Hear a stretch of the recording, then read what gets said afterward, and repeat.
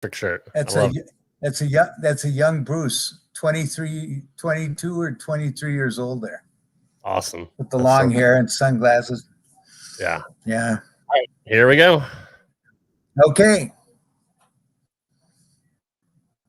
Hang on, let me hit the right button. Better sit up straight. There we go. My wife's coaching me in the background. Somebody has to, right? Oh, she wants to know if I have my teeth.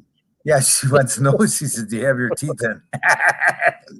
Because there's really two Hillbilly Jims: Hillbilly Jim Morris and Hillbilly Jim Brunzell. When I don't have my teeth in, there we go.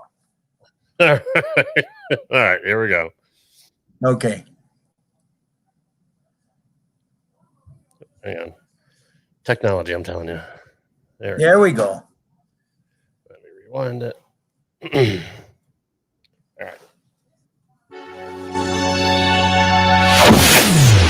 Through the years, we all remember when we first witnessed a national tragedy. We remember the good times and the bad times through either a song, a TV show, a monumental sports achievement, or even the smell of a particular food from when we were young. Welcome to the show that will take you on a journey through time to relive those iconic moments. Welcome to RTW Rewind, where old school rules. So, without any further delay, let's introduce you to the host of the show, Rad Rob Francois. Hey guys, welcome back to RTW Rewind. I'm your host, Rad Rob Francois. I hope everybody's doing well all around the world, and thank you for being here. We are also live on YouTube on the Hameen Media Group YouTube page. I have a very special guest with me. He is a returning guest to the show. We spoke last year, right about when the pandemic was about to hit. Glad to have him back. It is former WWF Superstar, AWA Superstar, former one half of the Killer Bees tag team with B. Brian Blair. It is my friend, Jumping Jim Brunzell. Brunzy, how's it going, buddy? Good to have you here. Very good. Thanks, Rob, for having me. Time flies by, and, we were talking before your show aired about the heat in the Midwest, and holy smokes. So, it's every day's an adventure. Yeah, it really is. And yeah, you were saying it's, upwards of 95 degrees in Minnesota in June. That's, I was saying, I can't imagine what July and August are going to be, man. It's gonna, you might need some sunscreen there, brother. Well, we haven't had very much rain, so thank God for that, because otherwise we would have mosquitoes the size of bees here, because it's bad. Yes, yeah. And wood ticks too. The ticks are all over. I don't know if you have a problem. We have them here too. We have a new puppy, a new Maltese, and she's about 7 weeks old, and she likes to get in the weeds and all that, and she's got a couple ticks already this year. So, boy, I know. That Lyme disease here is it's run rampant over the last probably decade, and you get people that get infected with that, and it's it's an ongoing battle for months. So yeah, really be careful walking in the woods. That's right. So make sure you got your deed on you. Yeah, exactly. Do they even have that anymore? I'm not even sure. If you can get it. I think that along with the bear spray. Right. So we haven't talked in a while. I had you on last year, and we had a great conversation. Then the pandemic hit. Briefly, what was that like for you during that whole time? Because I'm sure Minnesota was one of the more locked down states in the union. Well, see, my business, janitorial sales, is a company called Delco Enterprises. We sell a ton of PPE, and we sold a ton of, masks and hand sanitizers and disinfectants, and all of a sudden it dried up. So, here we had, and I remember our company had $3 million in back orders in 1 month, just on disinfectants and hand sanitizers. And the problem was, the supply chain, and they had so many people getting it first, the hospitals and the first responders and this and that, and then boom, down the chain you come. But I remember ordering hand sanitizers for people in June and July, and they wouldn't get it until February. Wow. And it was horrible. And I mean, everybody was closed down. You couldn't get in. Like we talked before, the Mall of America is my biggest account, and they were closed for 11 months, period. Mm-hmm. That's a huge, huge mall. I mean, it's gigantic. So how was your company able to survive with everything shut down? Well, this company, and it's a family owned, and we have 5 branches. And when you think of what they did last year, in 2020, they did $82 million. That's what they grossed, which is a lot of money. Yeah. And, to maintain a building, no matter what it is, whether it's a school, whether it's a hospital, it takes in all sorts of things, paper, disinfectants, like I said, and different cleaning supplies and equipment. And equipment is a huge part of maintenance. And we have a company up here called Tennant, which makes some of the best equipment in the world. And, they're a great partner. And, thank God for Tennant, because they, we'd sell unbelievable amounts of, product from them. Yeah. Personally, how did you get through everything that was going on? Did you try to stay at home a lot, or did you? Well, I think everybody here who is pretty reasonable in the Midwest, we shut in, quite a bit, and we wore the masks, and I was trying to get the vaccine for I don't know how long, and then finally we got the vaccine in, I think it was February, and then our second shot was in March. Mm-hmm. So it was good. And that was the hardest thing, trying to get lined up, because, I'm over 65 and my wife is over 65, and we were trying to find a place. We had friends that drove from St. Paul all the way almost to Fargo, North Dakota, which is 240 miles, just to get a shot, and they did that on 2 different occasions. So, and I think that, the mask deal, it was funny, Rob, because I remember the very first time I went to Japan in 1974. I didn't know anybody. I flew over there, boom, and I worked for All Japan, Giant Baba, and I got off this plane, and then we took this train to Hokkaido, which is the North Island. So I get off this train, and I'm walking out with these people, and all these people had these masks on. Yeah. And I asked our tour guide, this Joe Higuchi, I said, Joe, what's going on? And he says, very bad pollution. Yeah. So all the citizens have to wear it. But you'd be surprised that even when you went to Tokyo, they still had the pollution, but it was sort of a sign of personal hygiene, that you would protect people around you by keeping a mask on you. So if you had a cold or something, so I thought that was real unique, because I'd never seen that, and I don't know how old I was. I guess I was, 24 or 23 when I went over there, and I thought, man, that's something. I mean, we're talking the whole city wearing masks. I mean, everywhere you went. And then when they had the masks here, first of all, they were hard to get, because the people in the hospitals and the first responders and, the nursing homes had to get them. And then there's a political deal about it. And then, I'm not going to wear the mask. It's against my, my liberties and this and that. Nobody's going to force me. So I'm just glad that now that finally, most of the people have gotten, 1 or 2 shots. So we're approaching that herd immunity that we need so drastically to be able to open up, as a country again. Yeah. Did you know anybody that was sick, or I'm sorry, I didn't mean to interrupt you. Well, I got to tell you, a year ago in January, I made a shot in, this was right when COVID was coming to the States. Mm-hmm. And I did a shot in New Jersey, and I was coming back, and this kid behind me was coughing so bad.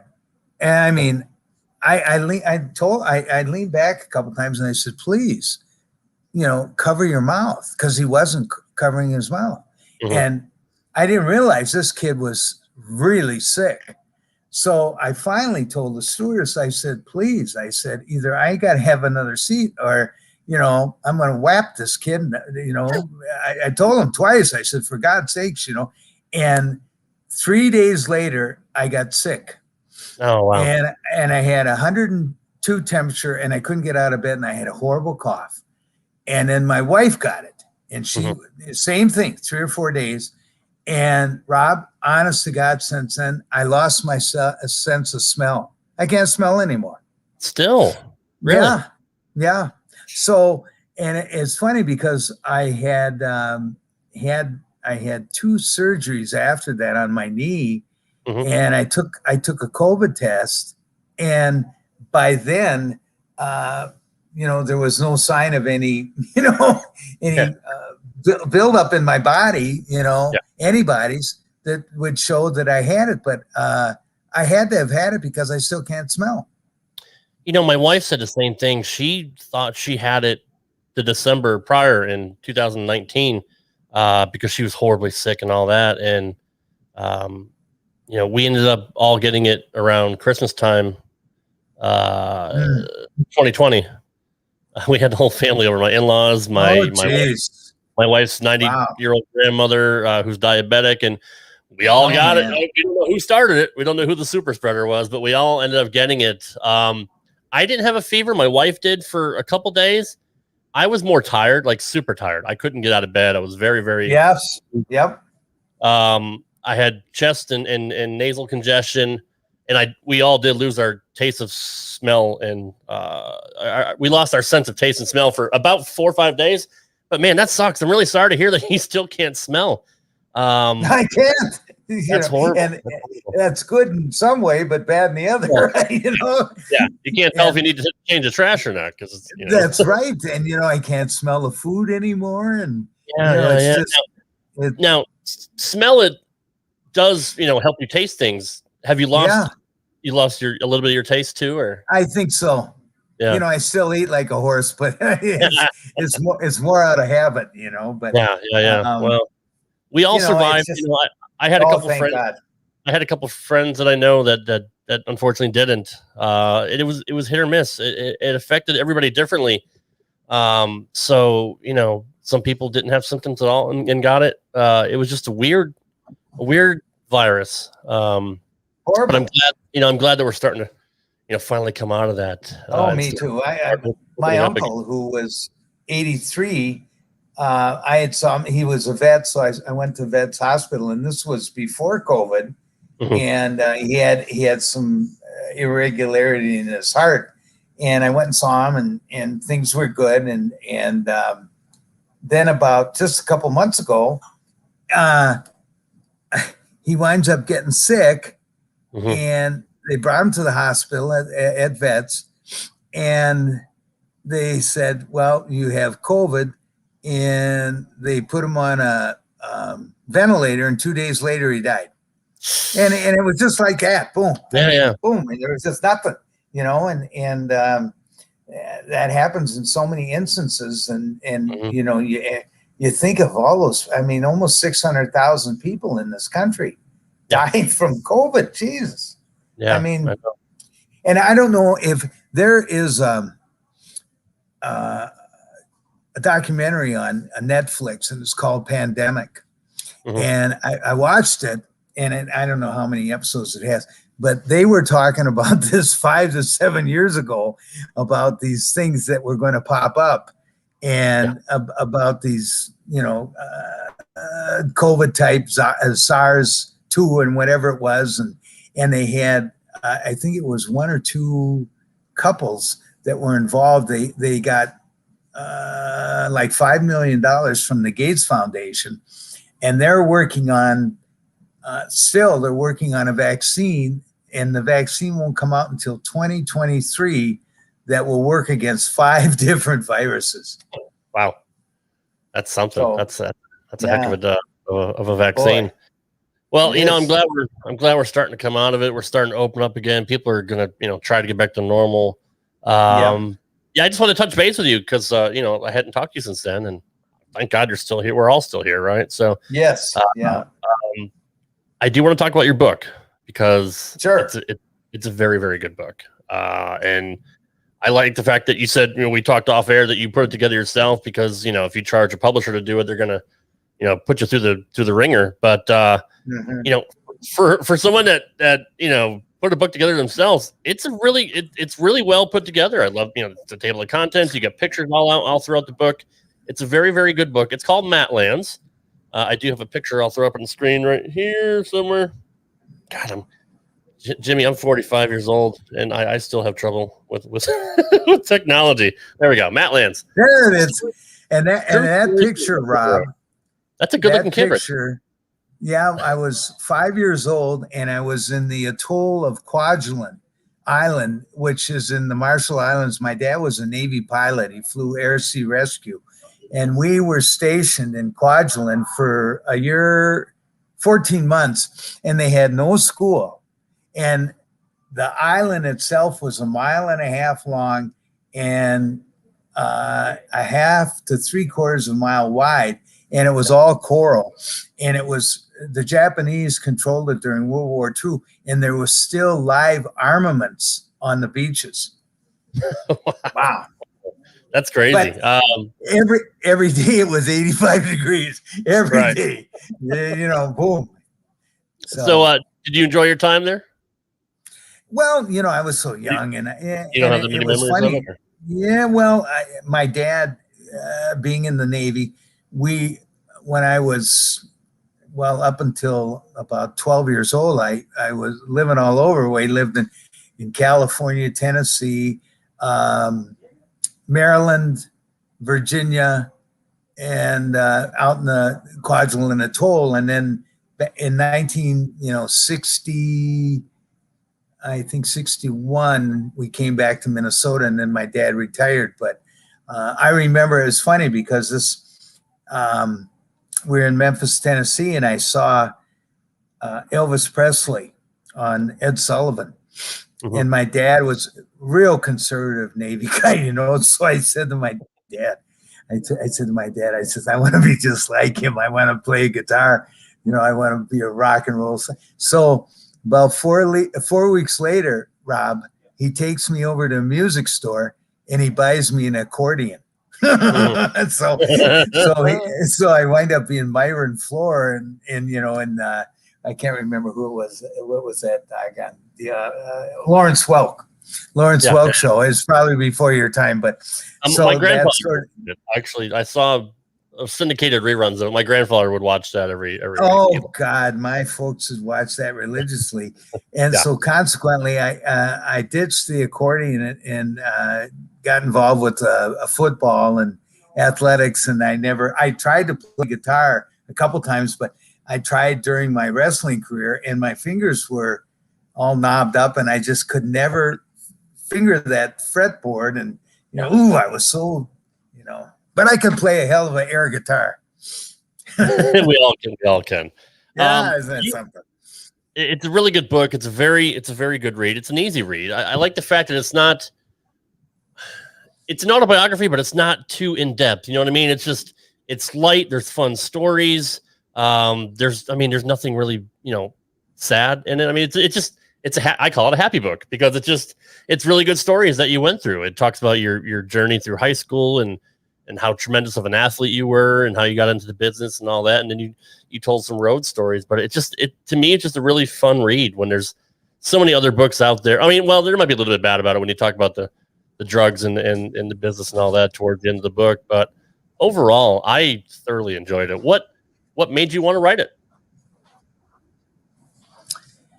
Well, I think the main reason why is that a lot of our friends encouraged me to write it because they enjoyed my stories. So I thought, well, if I can put this book together, and it's not going to be on the best reading, but there's a lot of fans out there and a lot of friends that, enjoyed it. And it's funny because every month, and it's funny because this helps me out immensely when I do a podcast like you, because, people aren't really, there's no advertising, by blurb about Matlands. And, I have, it's amazing, Rob. You would not believe how many people send me cards to sign, pictures and sign and this and that. So every time I get that, I only, they give me 5 or 6 cards. I only sign one because I know they sell the rest of them. So I sign one, and then I tuck in the little Matlands business card where they can get the magazine or get the book. And I said, listen, if you buy the book, send it to me. I'll sign it for you. So I've had that happen, and it's sort of a good way of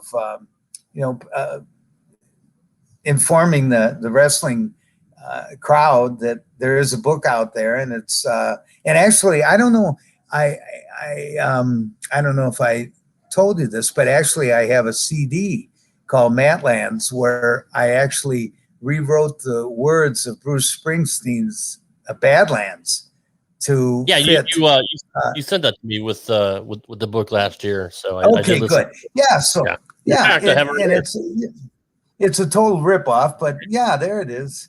Yeah, my friend Brian Layton did it and did a hell of a job, and then he was afraid to sell it because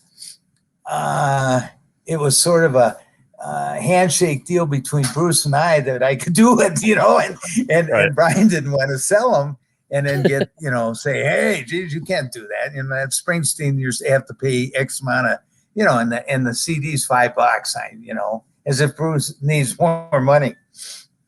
Yeah, no kidding, right? I think he's doing all right. I think he's doing well for himself. That guy, he's got a lot of potential. Well, I tell you, he's going to be on Broadway again now. He's I didn't know that. He's starting June 26th, and the tickets went on sale today. Rob, you wouldn't believe this. So he's playing at this St. James Theater. It holds 1,710 people. And the first show is June 26th, and today the tickets went on sale. And all the tickets they're going to 4 different fundraisers. I mean, there are 4 different, people that need the money. Mm-hmm. So I went on and I go on there and I have my son help me because it's, you got 5 minutes to do this thing on this, and you write up everything. So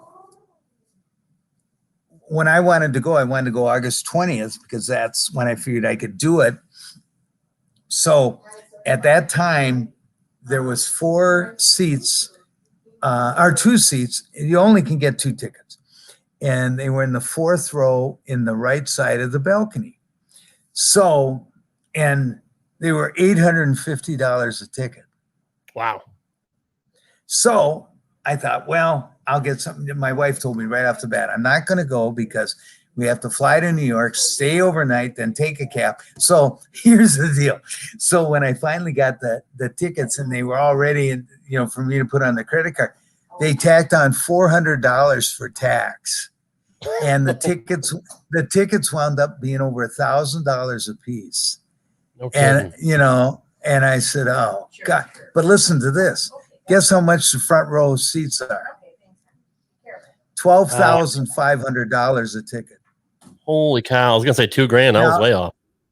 How can any normal fan afford that? There's no way. No. I mean, you got to be a millionaire. I mean, who, and you only can get 2 tickets, $25,000. Who's going to do that? So I was really upset. And I thought, well, I'll just have to wait until it comes out on Apple TV, like, My Letter to You and also the Western Stars, so. But I was a little disappointed. It's funny because I had lunch with a teammate of mine who I haven't seen for a year, and he played in the NFL with the Green Bay Packers. And he actually went with another couple to see Bruce on Broadway at the whatever the theater, that Cure Theater, William Cure Theater, whatever it was, a year and a half ago.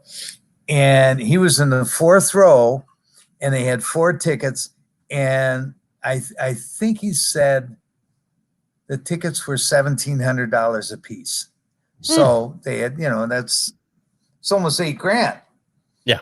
But he said it was a hell of a show. And I said, yeah, I watched it on the Apple TV. It was good. So, you've met Bruce, several times over the years. Yep. He couldn't hook you up with little, little well, couple here's the deal. I talked to him once by accident on the telephone because Terry McGovern, who was my main man, who was Bruce's sidekick for 25 years, and he loved wrestling, and he and I got along real well. So, and he passed away about 5 years ago.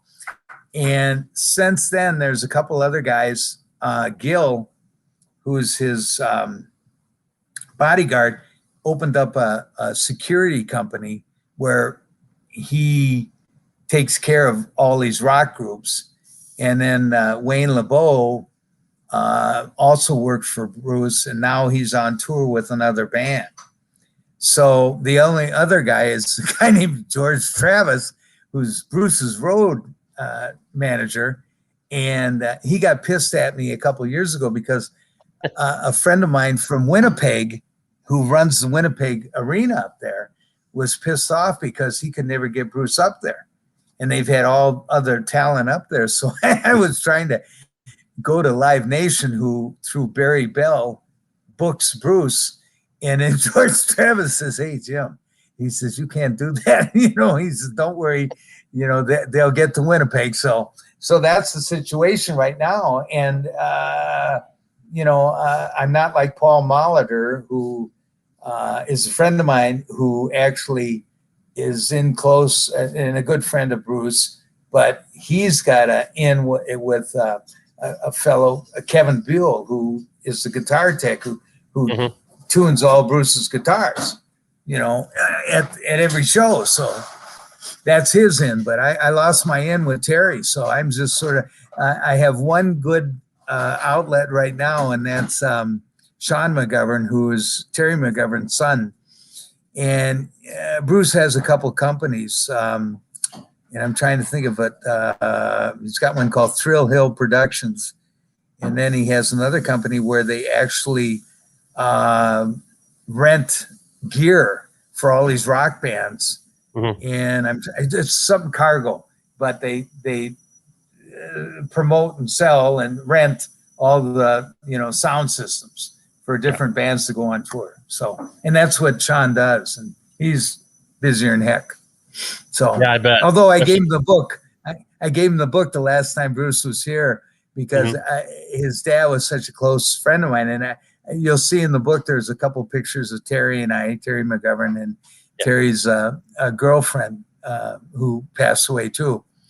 And so we'll just have to see. I heard that they're seriously thinking about having the band, the East Street Band, and Bruce come out in 2022. So that sounds right. That will be something for sure. I love the fact that growing up as a wrestling fan as a kid, technology is amazing. To the fact that I've gotten to meet some of the guys I looked up to, like you, like B. Brian Blair and other stars of sport. And for me, as a 45-year-old guy, I still mark out a little bit when I get an email from you, every week, every other week on a group email chain, and you have a positive message every week with a nice Bruce Springsteen video, just trying to, especially during the pandemic, just trying to keep people's spirits up. But there's still a little kid in me that's like, wow. I'm friends with Jim Brunzell. So, I mean, it's just well, I'm just normal like anybody else, No, yeah, I know, but I mean, look, Jim, you wrestled in front of 93,000 people at the Silverdome, in WrestleMania 3.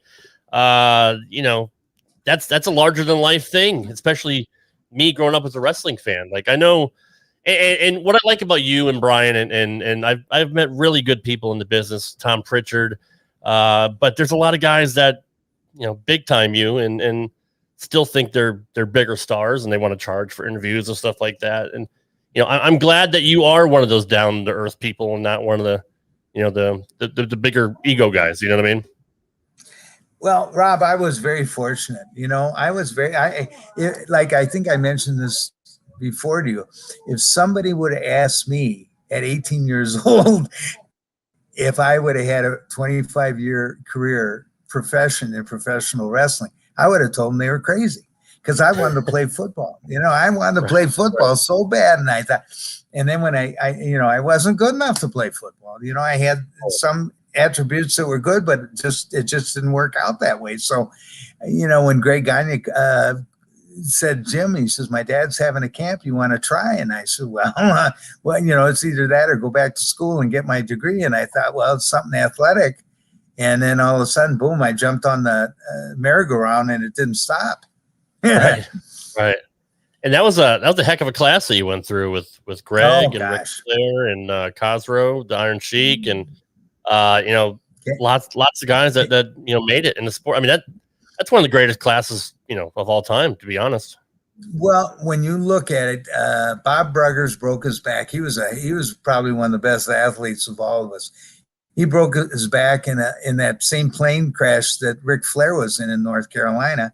And then Ken Patera, did it. Yeah, he was there too. So, and then when you think of Cosmo, I call him the Iron Snook, the Iron Sheik, and Greg and I, and then Rick, Flair, I thought, God almighty. I mean, that was a heck of a grouping.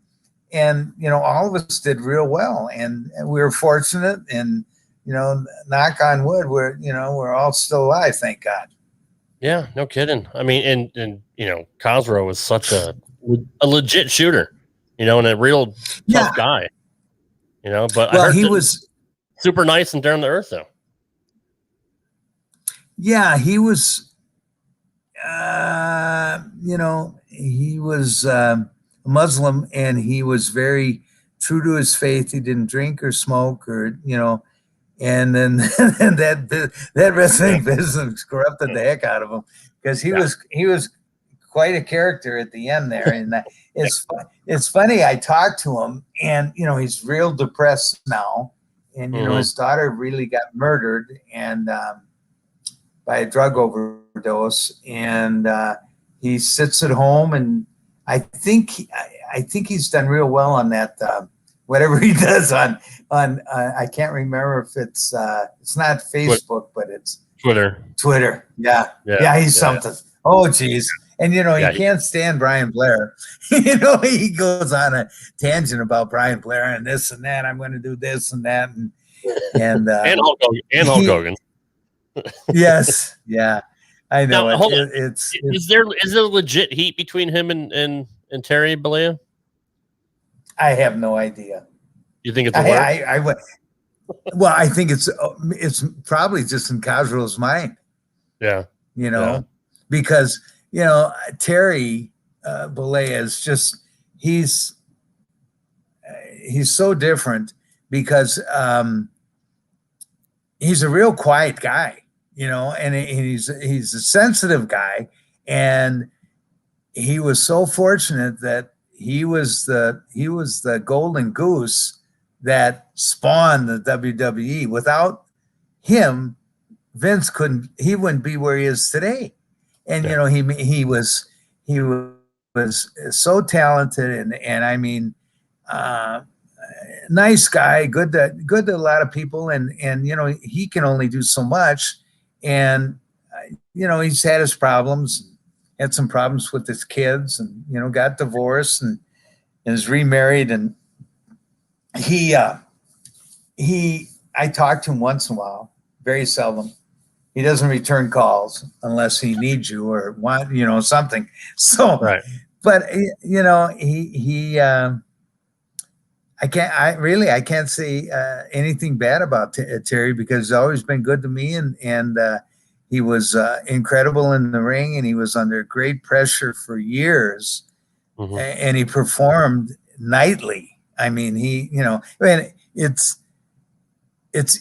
I guess it's easier to perform nightly when you're making 50,000 a week just in royalties. 50 grand a week. Yeah. And he got $1 million up front for every pay-per-view. Plus you get 10 to 12% of each house. So and every house, the house is 200 grand, 10%, that's $20,000 in one night. Yep. And this was all through the 80s.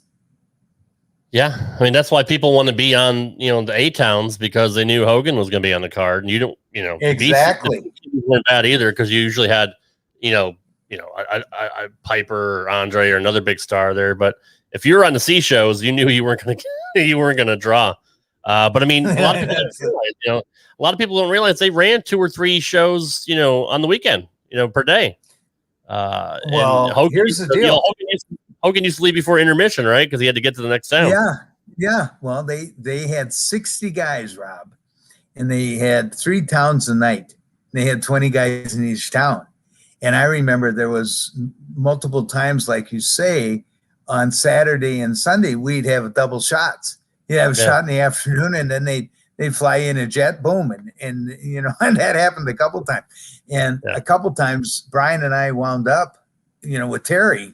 And I think we flew out of Puerto Rico. Yeah, we flew from Puerto Rico to Long Island in a small jet. And we got out of the jet, and there's Zine, picks him up, drives him to his house. And this was, I think, in Stanford or Greenwich. But you know who his next door neighbor was? David Letterman. David Letterman had this great big old house, and Terry said, I never see him, and and then we spent the night at Terry's house, and he had, I looked at this house, and it was a huge, sprawling rambler, and he had a gym in there, beautiful gym, and he had 2 sunbeds, and he had, I don't know, 2 or 3 guest rooms, and his master suite had the biggest damn bed I've ever seen in my life. It had to be 10 by 10, and it had these huge wood trellises across it, and it looked like, they'd cut off some tree, bent it over, and then shellacked it, and it was just incredible. But that's the way he lived, they beat the daylights out of him. I mean, he's had 10 surgeries on his back. And I was hoping that, I was the way it was leading last year, that I thought, oh, Jesus, Ric Flair is going to get in the ring with Hulk. I thought that was going to happen in WrestleMania. I said, these guys, Rick is 73 and Hulk's 67. So Rick, I don't know how he does it. Dollar. Yeah, no, yeah, for sure. He's crazy. He's crazy. No, I mean, I love Rick, but he's crazy.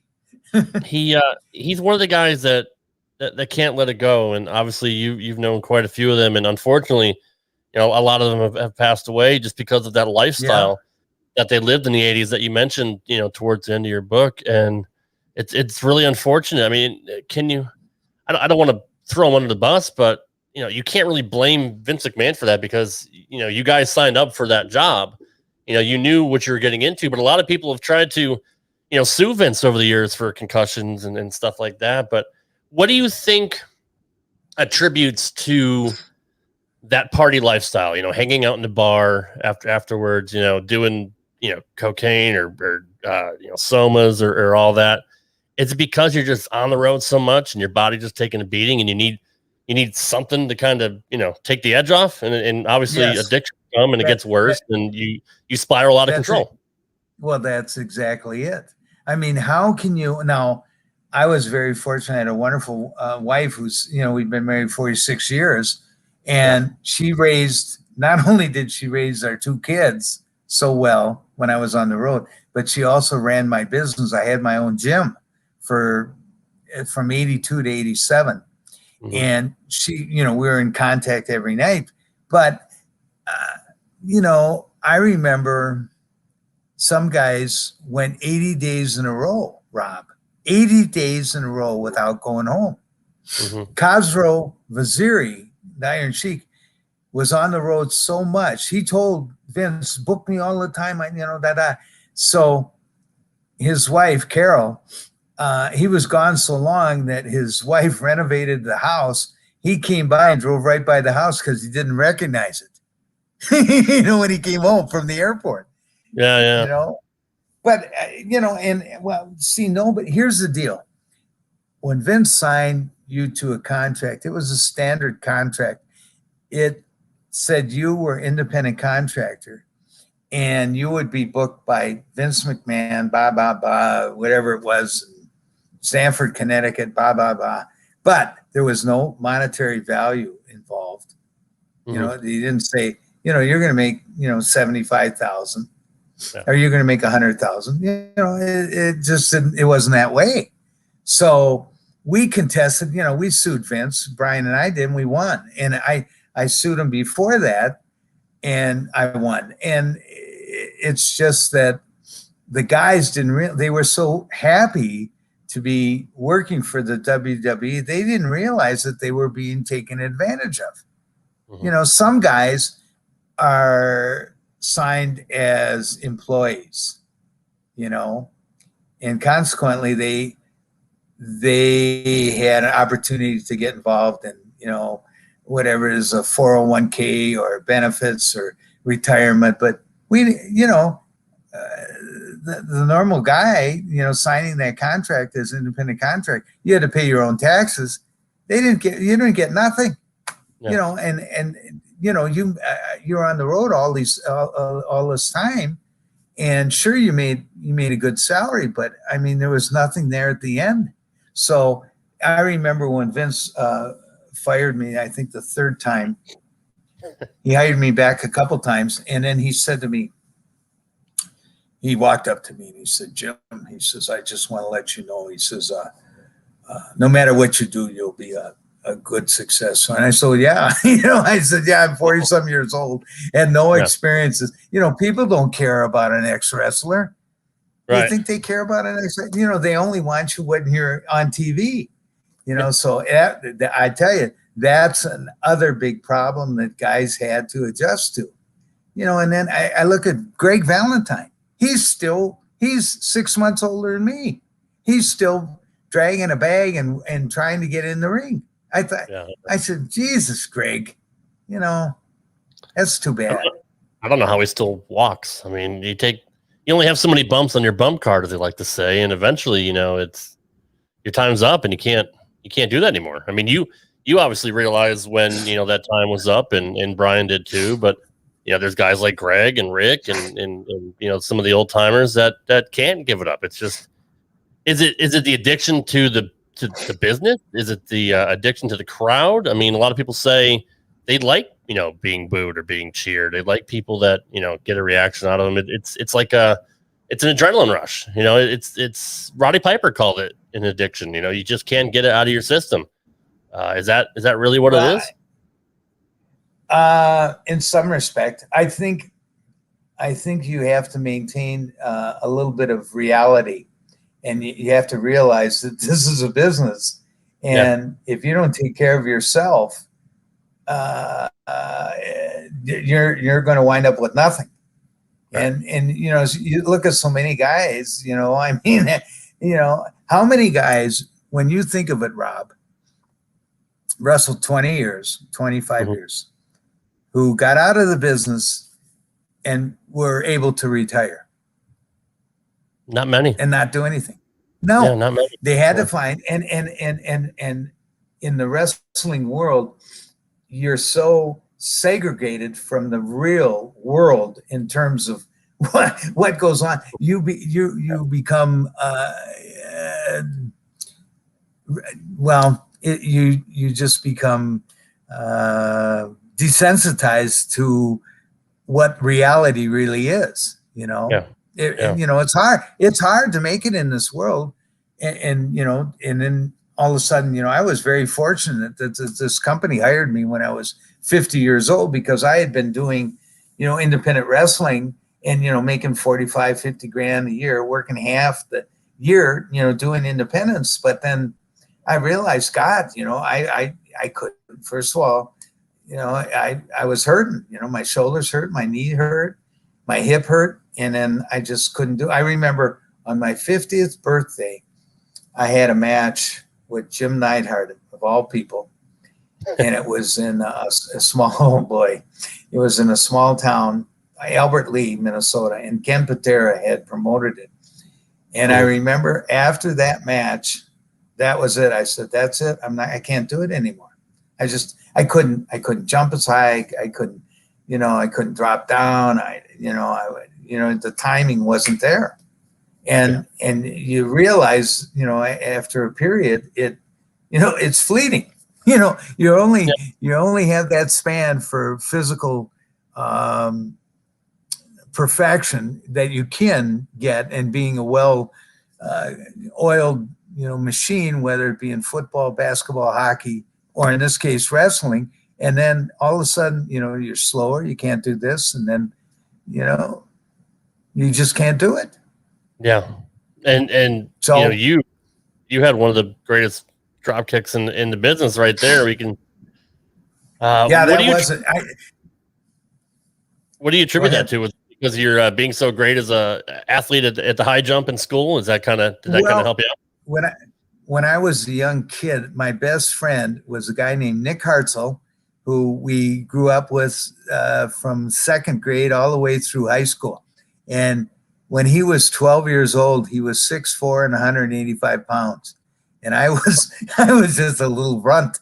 Yeah. And I told him someday, I said, we were playing basketball. We played basketball together since we were third grade, all through high school. He went to Notre Dame on a football scholarship, broke his ankle his freshman year, never played again. So I went to Minnesota, and I could always jump, for a white guy.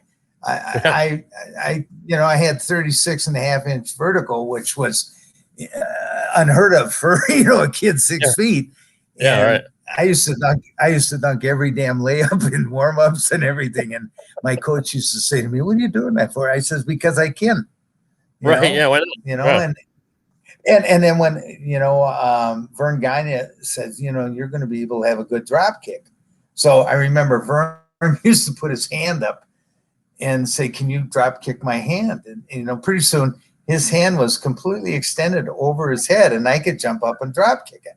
He says, "Oh yeah." So, drop kick was natural for me. And I was fortunate that, you only have so many drop kicks in your body. And then pretty soon, those binders are pretty stretched out. So yeah I was fortunate, but you still had, my opinion, the best drop kick that I've ever seen. And some guys have come close. Well, thank you. Randy Orton's good, and Bob Holly had a great drop kick too. But you had some ups there, buddy. Well, consistently, I threw probably more drop kicks than anybody that in my era, because I figured a couple, I'd throw a couple during a match, and pretty soon my drop kick was better than a finishing hold. So, we wound up using it where Brian would have a guy would have a headlock on Brian, and Brian would tag me. He'd throw the guy in, drop down, and when he dropped down, the guy jump up, and I'd nail him in the head. Boom, down he go. 1, 2, 3, boom. So, although Greg Valentine broke my hand in Rockford, Illinois, and he was the only guy that really hurt me, and it was he tried to block this double wrist take over a hand, and when he clamped onto my hand and we went over, I heard this poing, and I could feel it right smack in the middle of my hand, and I thought, son of a gun, I broke my hand, and my hand was swelled up, and sure enough. But it was funny, Rob, because I had a cast on up to here, and in the next 2 weeks, we won more matches with the clothesline. I'd cuff these heels with the cast and give them a little bit of their own treatment. Did Cowboy Bob Orton get pissed off you were stealing his gimmick? I tell you, Bob Orton, to me, there's 2 or 3 guys who I consider the best of my era. And he was one of them. That guy, everything he did looked good. And he was a master. His timing in the ring. Oh, I worked with his dad in Kansas City, Big Bob Horton, Jesus gosh. And he was a big punishing son of a gun. But Bobby was really special. And him, Jake Roberts, another guy who was incredible. I mean, his timing was, and then as far as the baby faces, Ricky Steamboat was incredible. I mean, he was, and, I mean, Ric Flair and Rick was, he was a natural, and there was few guys like him that could, but his whole life was wrestling. Yeah. Yeah. Still is to a point, Oh, I know. He calls me once in a while, and all of a sudden I see on the phone it says no caller ID, and I know it's him. And he says, Brunzell, Rickus, and I said, oh boy, here we go. So, and he says, yeah, he says, I wasn't supposed to drink. He says, but I drink a little bit now. I got to tell you a story. And, Rick, he'd spend money like it was water. Yeah. So we're in the St. Louis Marriott Hotel, right at the airport. And we were upstairs.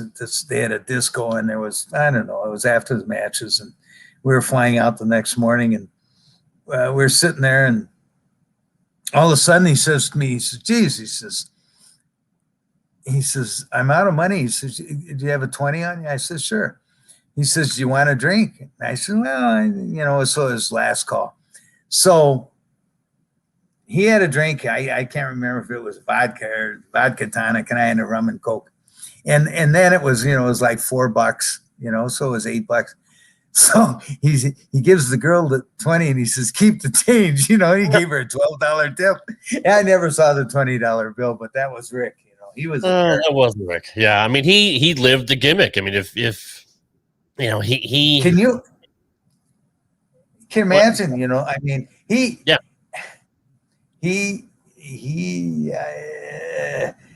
had 1 or 2 or 3 cars, and he had boats, and he had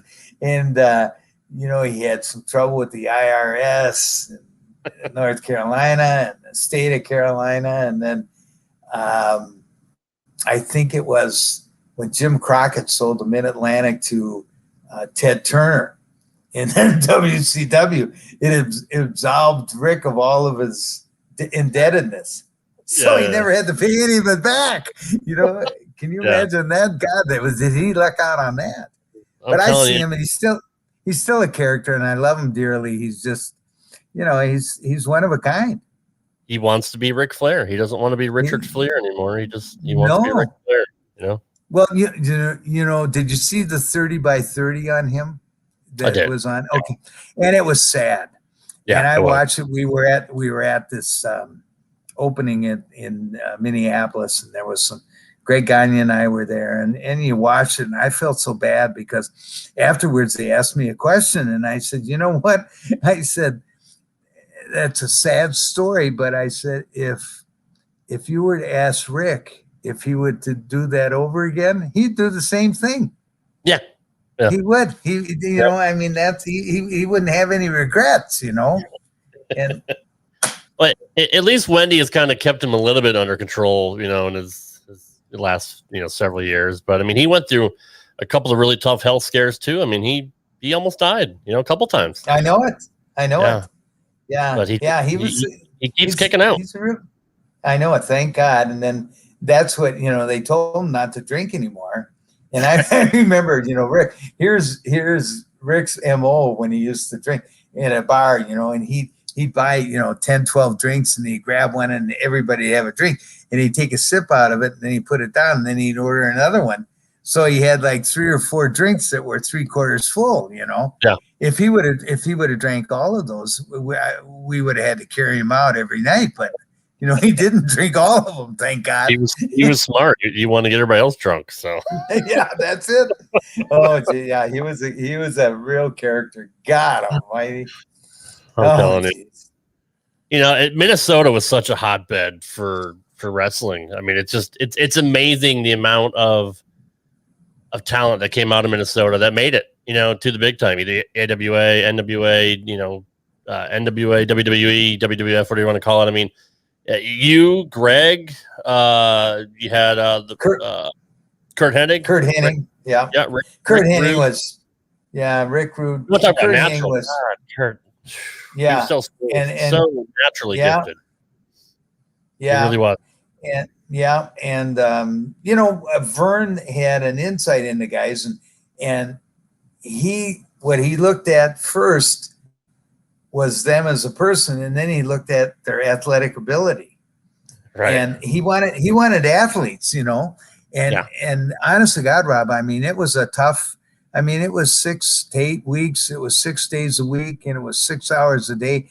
And that Billy Robinson, God rest his soul, was a sadist. He used to love to hurt us, and he'd grab and he'd hook you, and he'd cross-face you, and he'd grab your wrist, and and geez, and you think, holy God, what, do I owe you money, Billy, or what? Lighten up a little bit, but and consequently, almost all the guys that Vern broke in were all big success, and a lot of them didn't realize this, but Vern had a contractual obligation with all of us that we were supposed to pay him 10% of our earnings off the top for 5 years. But when these guys took off, they never paid him. I was the only one that paid him because I wound up being in Minneapolis with Greg for 5 years. So they took every check I got, 10% out of my, oh God.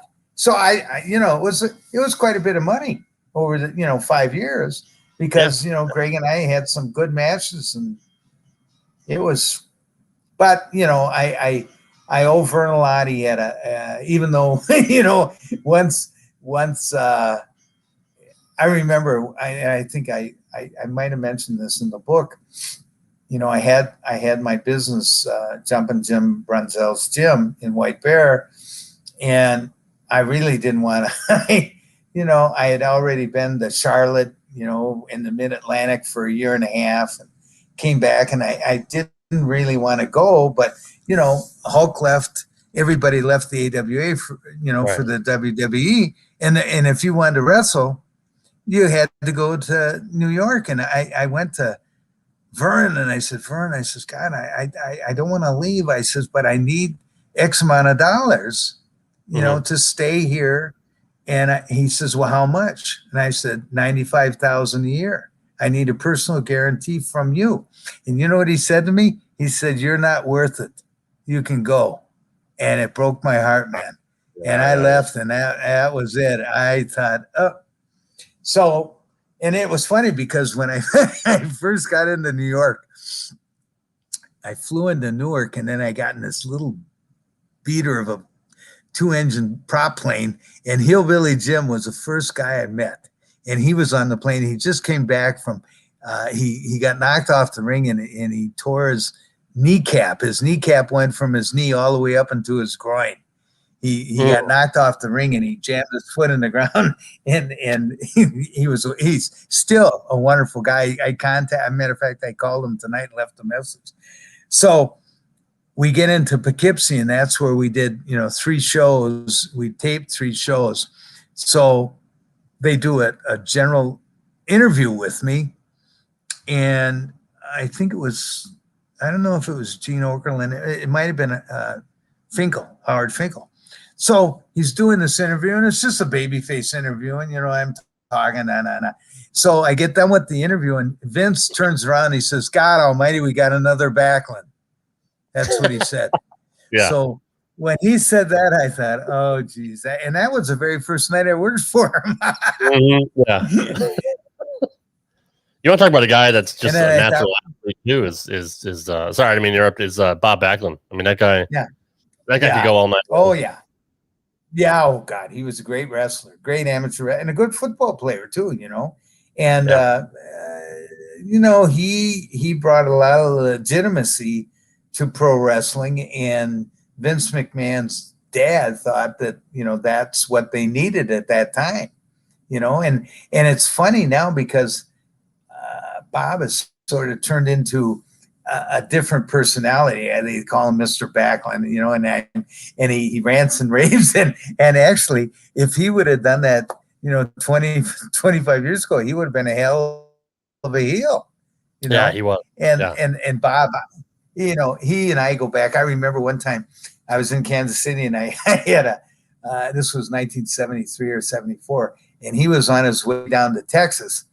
So he stopped in Kansas City, and he worked the show, and he wanted to stay at my apartment. And I said, heck yeah. So I had 2 air mattresses. You know, that's why I had this great big air mattress for me and another air mattress for a guest, you know. So we pumped up, we had some beer, and we had, I lived on hot dogs, chicken, and eggs then. And Bob could drink the beer. So he you know, he'd drink, I don't know, 12, 13 bottles of beer, and he had to get up and go to Amarillo or something the next day. So we go to bed, and during the course of the night, all the air drained out of his mattress, and he was laying on the floor in the morning. So he had a stiff neck when he left my house. And he says, thanks for the accommodations, Jim. Yeah, he was. And I still see him, you know, he's from Princeton, Minnesota, and he comes home once in a while. And, you know, I know I think he still lives in Connecticut. Yeah. And I heard he had some tough times recently, and I don't know what that was from, but, you know, he's a good guy, real nice guy. Yeah. Yeah, he really is. You know, it's funny talking to you and talking to Brian Blair. You guys have 2 different perceptions of Vince McMahon. You obviously had, you know, a lot of issues with him, but when I talked to Brian about him, he has nothing bad to say about him. What do you think it was? Was it the way Vince treated you as opposed to him, or why do you two have just so, you know, differing opinions of Vince Jr.? Well, I could sort of see the handwriting on the wall with Vince. I saw him as a person, and I think Brian, because he wanted to be in that situation in the WWE, that no matter what Vince did, he'd let it go. And to be honest with you, Vince doesn't like either one of us. And see, Brian thinks that this is the truth. Brian thinks that Vince likes him. He doesn't. Okay. And he doesn't. I know that for a fact. And I told Brian that, and he said, no. And I said, okay, you know, and you know, it's just, and I think it was, you know, Brian's association with Terry, you know, being close friends, and then, you know, coming from Florida and coming from the Grahams and the guy that I'm trying to think, Mitsu, whatever the guy's name was who trained him. And, you know, Brian is very good in the ring, and we were a good team, but it just, it didn't pan out. You know, we thought we were going to get an opportunity, and we never did. And I remember wrestling in Lake Placid, New York, and we were in a 8-man tag, believe it or not. And it was Brian and myself and Coco Beware and George the Animal Steel. And we were against the Hearts and somebody else. And at the end of the match, all 4 of us had the masks on. And George the Animal Steel put the mask on backwards, and it was trying to bite it off. And then Coco Beware was doing the bird in the middle of the ring. And Brian and I were looking at each other. And I said to Brian, I says, that's it. The killer bees are dead right now. Yeah. And shortly thereafter, you know, Rob, it was, you know, a downhill. Yeah. You know.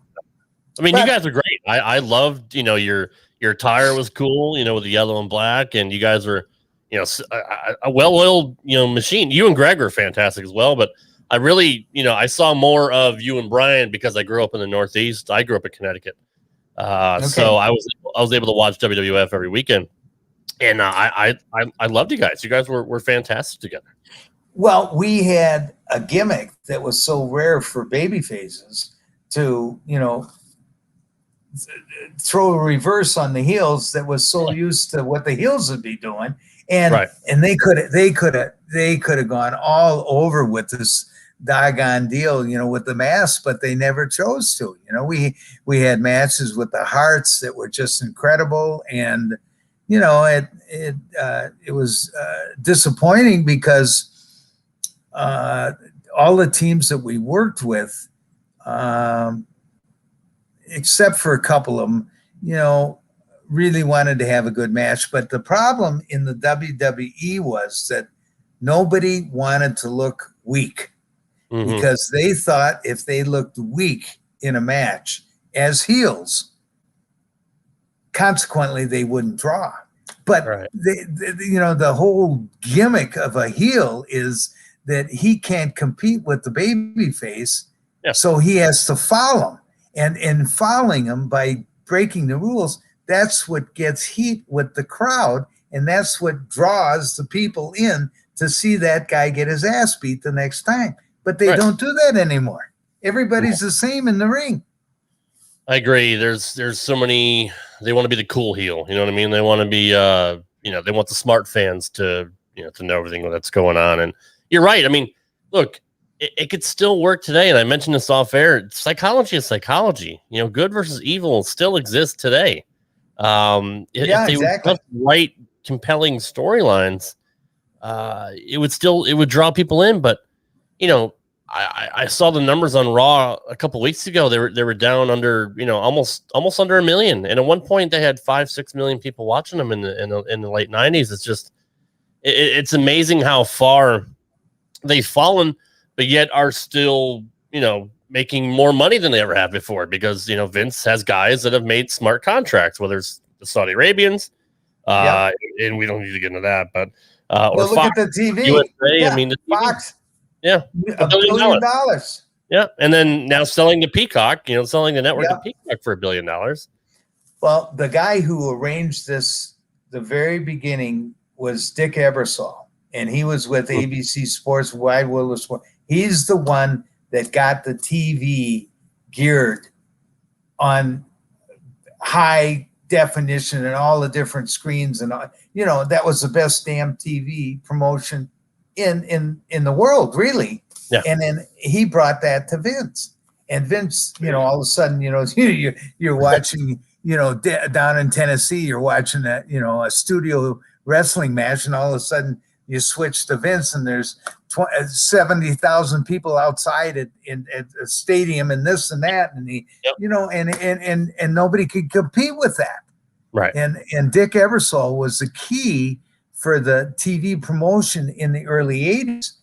And then what Vince did, he just carried over that same idea with, spending the amount of money. I remember, the different territories like Kansas City, Minneapolis, Tennessee, Texas, North Carolina, they spent, probably on a weekly, they probably spent $5,000 to $7,000 on their weekly television promotion, the promotion of the TV, where Vince was spending $50,000 to $100,000 using all his camera angles and all the, and just blew everybody away.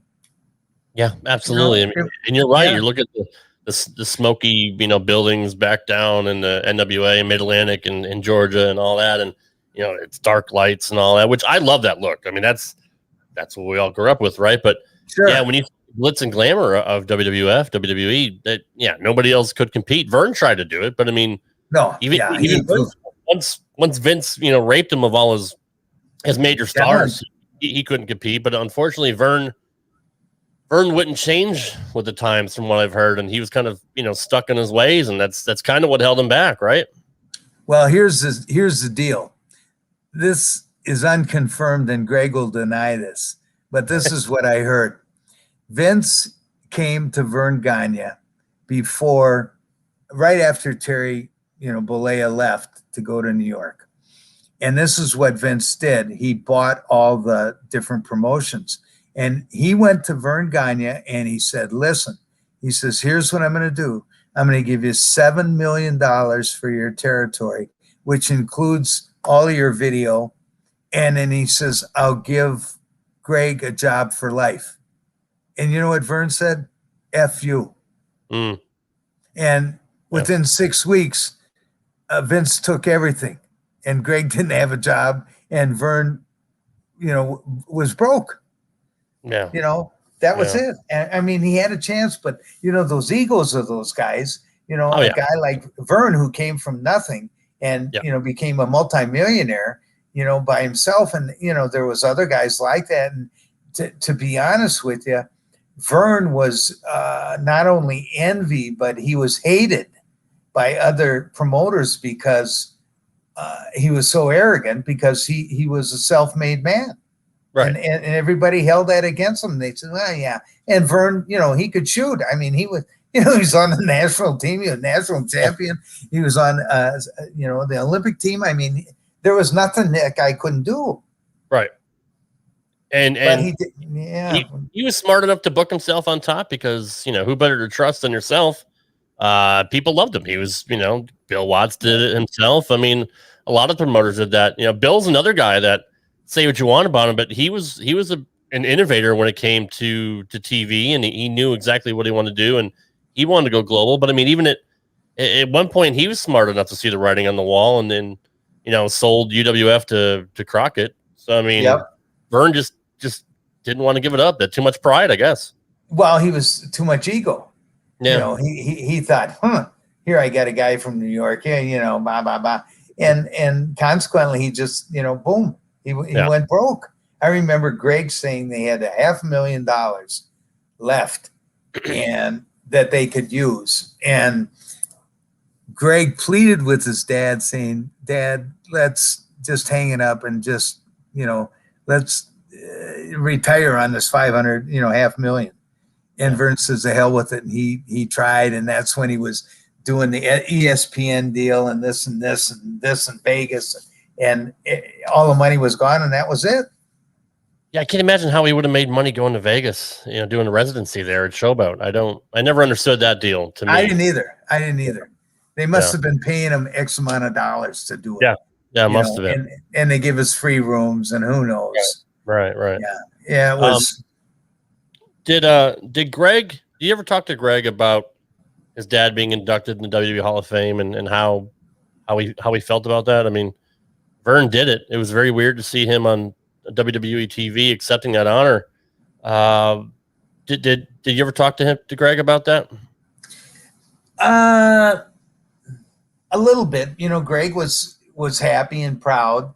And I don't know. Was Nick Bockwinkel inducted into the WWE Hall of Fame? I think he was. Yeah. Okay, and I think that was Vince's way of acknowledging Vern as, a successful, a great champion and a promoter. And that was, Vince didn't have to do that, but he did. And that was nice. And, in respect, and Greg worked for Vince for a little bit. Mm-hmm. And I can't remember if it was down in Ohio and one of his training. Greg was assigned to help people, break in the business, and it didn't go very well. So because Greg is pretty sure of himself in terms of what he knows, and he didn't want anybody telling him how to do this and how to do that. That was lesser of a worker or something, and I think that started the end of Greg, when he got fired. So, but Greg was on a lot of their DVDs too, as well, to provide some backstories for different guys like that. And Greg was another one who had a lot of it was a hard time trying to fill Vern Gagne's shoes. Horrible. But Greg was a fantastic athlete and had a lot of charisma. Greg had. The only thing that Greg lacked was size. Mm-hmm. You know, he weighed about 205, 207 pounds. And at that time, I was 225, about 230. And Bobby Heenan, who I wanted to mention about Bobby Heenan was the greatest all-around talent in this wrestling business in my era. Oh yeah. Not only he was the best manager, he was an incredible worker. He was an incredible interviewer. And I remember at one time in the WWE, he had 4 different guys that he'd walk out to the ring with. Yep. And you know, he was just a natural. And he had an 8th grade education. And he was I didn't know that. Yeah. And he Wow. you know, he was a heavy drinker, honest to God, and he was funnier than hell. I remember one time, you know, he drank all night in Denver, and we had to fly back to Minneapolis and do a TV show at 11 o'clock in Minneapolis at WTCN 11. And then at 5 o'clock, we had to fly over to Milwaukee to do a show. So Bobby had Bobby Duncombe and Jack Lanza, and he had Bockwinkel, and he might have had somebody else. So they had Wally Carbo, who was Vern's partner there. They had this table, and they had everything laid out, the booking and the interviews and everything. And Bobby Heenan comes and he leans over to see where his guys were scheduled in the interviews. And all of a sudden, Vern looks up at him and he says, "Heenan, you've been drinking." And Bobby says, "You can't smell vodka." And he walked away, you know, and Vern started laughing, you know, but that's the type of guy he was. He was, I love that guy. He was so incredibly talented. Yes. And then when he died, Vince had nobody at his funeral. I was irate. There was 8 people at his funeral. Same with Gene Okerlund.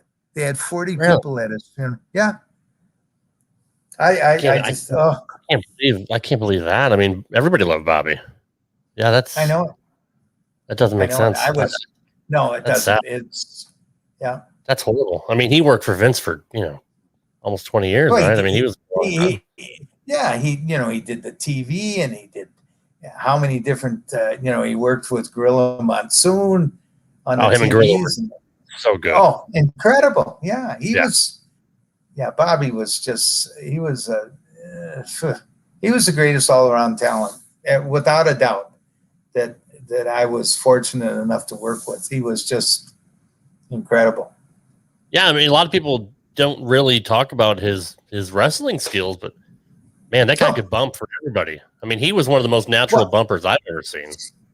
And his philosophy was so good. I mean, you know, he the way he carried himself, and the way he'd look around, and the way he'd shake his head, and the way he cowered, the people hated it. I remember one time in Chicago, somebody pulled out a 22 and started shooting. You know, thank God, somebody got wounded, but nobody got killed, thank God. Yeah. But you know, that was real heat. Yeah.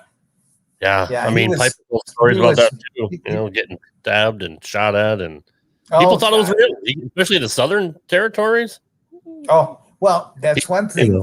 And it's funny, Rob, because when I went down south and you know, I wrestled in Carolina for like 18 months, I couldn't realize all the guys that carry guns with them. You know, I mean, they carry guns in their bag. And I remember Tony Atlas, we're in Anderson, South Carolina. It was a hot son of a gun. They didn't have air conditioning. And he sits down, we're getting ready for the match. All of a sudden, he pulls out a 44 Magnum, and with a long barrel, a Dirty Harry gun. And I said to him, I says, "Tony," I says, "that thing's not loaded." He says, "Sure it is." He says, "What good is a unloaded gun?" And I said, "Tony," I said, "if that thing went off," I says, "you could probably kill 2 or 3 people in here, and the damn bullet go right through the wall." "Oh, don't worry about that, Jim." And I thought, you know, just to know that somebody had a damn gun in the locker room was, you know, it make you think twice. Yeah, for sure. Well, I heard a story, and I don't know how true this is, but didn't supposedly Vern may or not wanted somebody dead when they came to Minnesota. I don't know if it was. I don't think it was Hogan, but it was. I can't remember exactly the specifics of the story, but did you ever hear of Vern maybe possibly wanting to hit out on somebody? No. Just wrestling lore, I guess, because Vince was running the same city. So yeah, no, Vern would never threaten anybody other than his own personal prowess. He'd say, if you want to fight me, I'll fight you right now, because that's what he'd do. And I wouldn't put any credence to that at all in terms of. I can't remember the details. It was Harley that maybe had the gun, and I don't know. It was such Harley, an old Harley, he was a crazy guy. Yeah. Jesus. Yeah, I remember driving with him to Iowa from Kansas City, and the town was 200 miles away, and we leave at 4:30, and we're supposed to be there at 6:30. The match started at 7:30, and he was driving 100 and some miles an hour on these 2-lane roads, and petrified. I was scared to death. I had that seatbelt on, and he had this. What the hell was it? It was some sort of Pontiac that he had souped up.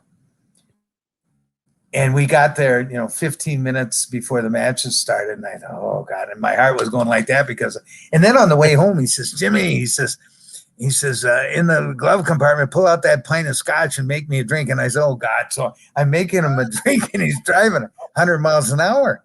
And I thought, Jesus, Harley, please, and I don't think I ever rode with him again. But here's the honest to gospel true story. I was going to Wichita, Kansas, and I had a Hispanic wrestler who was making his way from New York down to Texas, and he was going to wrestle in Wichita that night.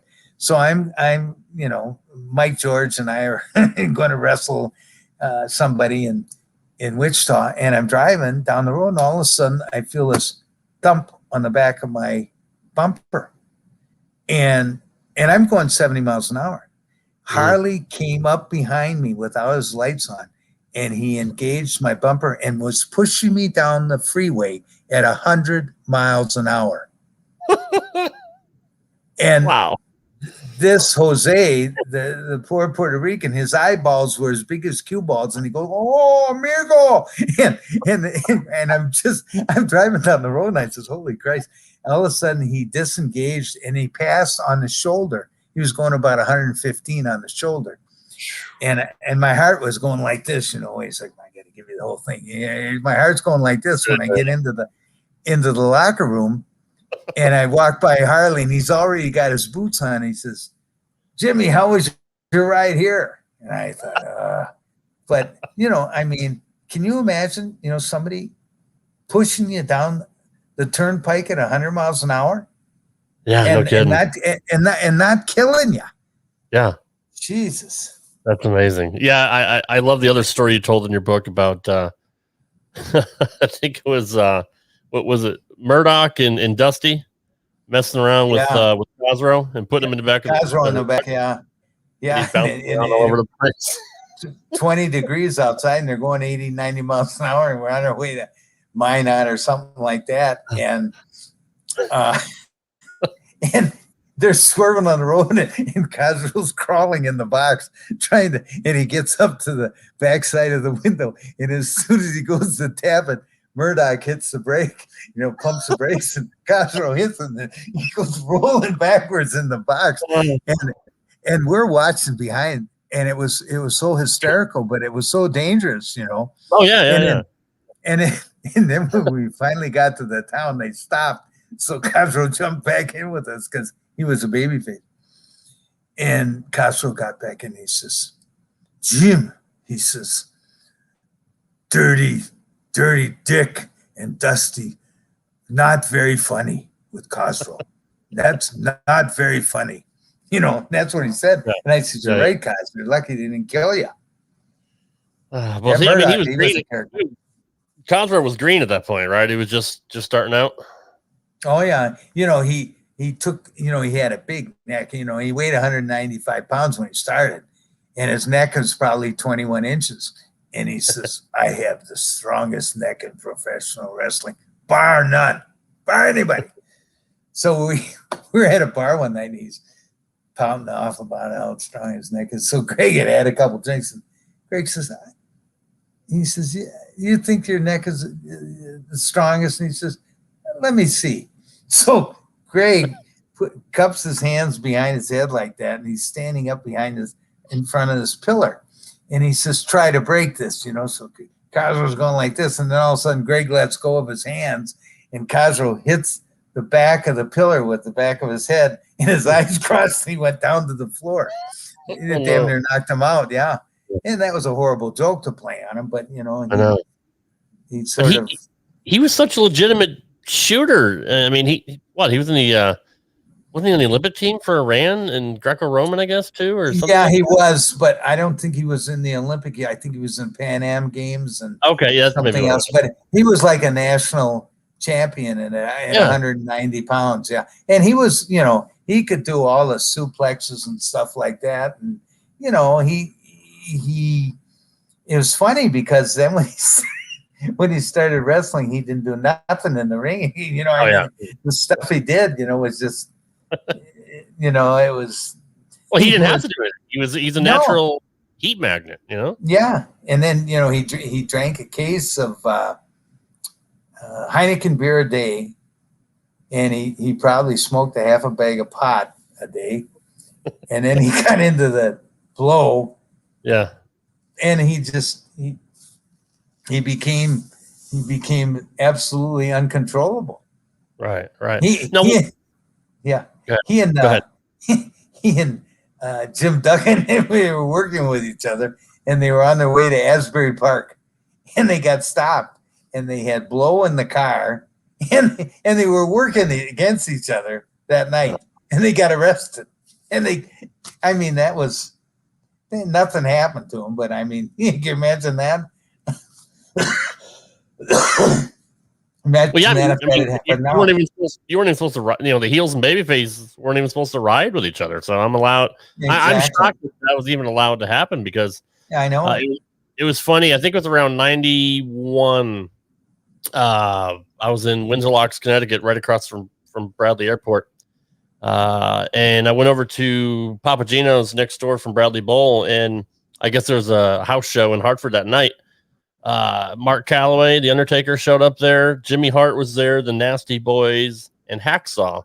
Well, Taker was a heel because he just came into to WWE at that point.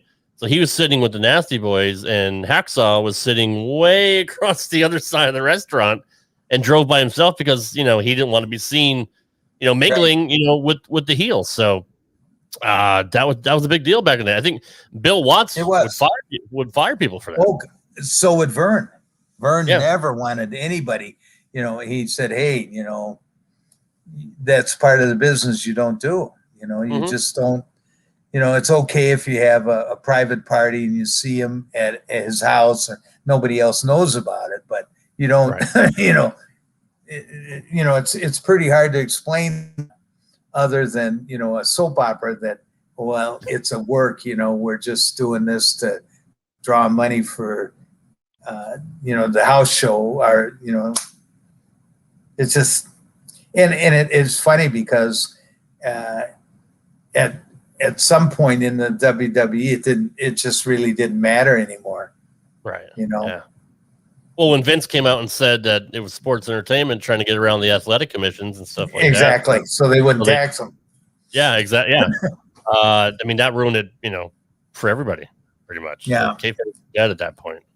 But some of the old guards still try to keep it around. But how did you feel about all that? Once the internet came out, and you always had the dirt sheets, you always had Meltzer and Keller and guys like that trying to give inside info from some of the boys or whatever. And a lot of times I heard the boys were working them and giving them false information just to get themselves over. But how did you feel when all that came on and the fourth wall was pretty much broken down and people are using insider terms that were never in the business?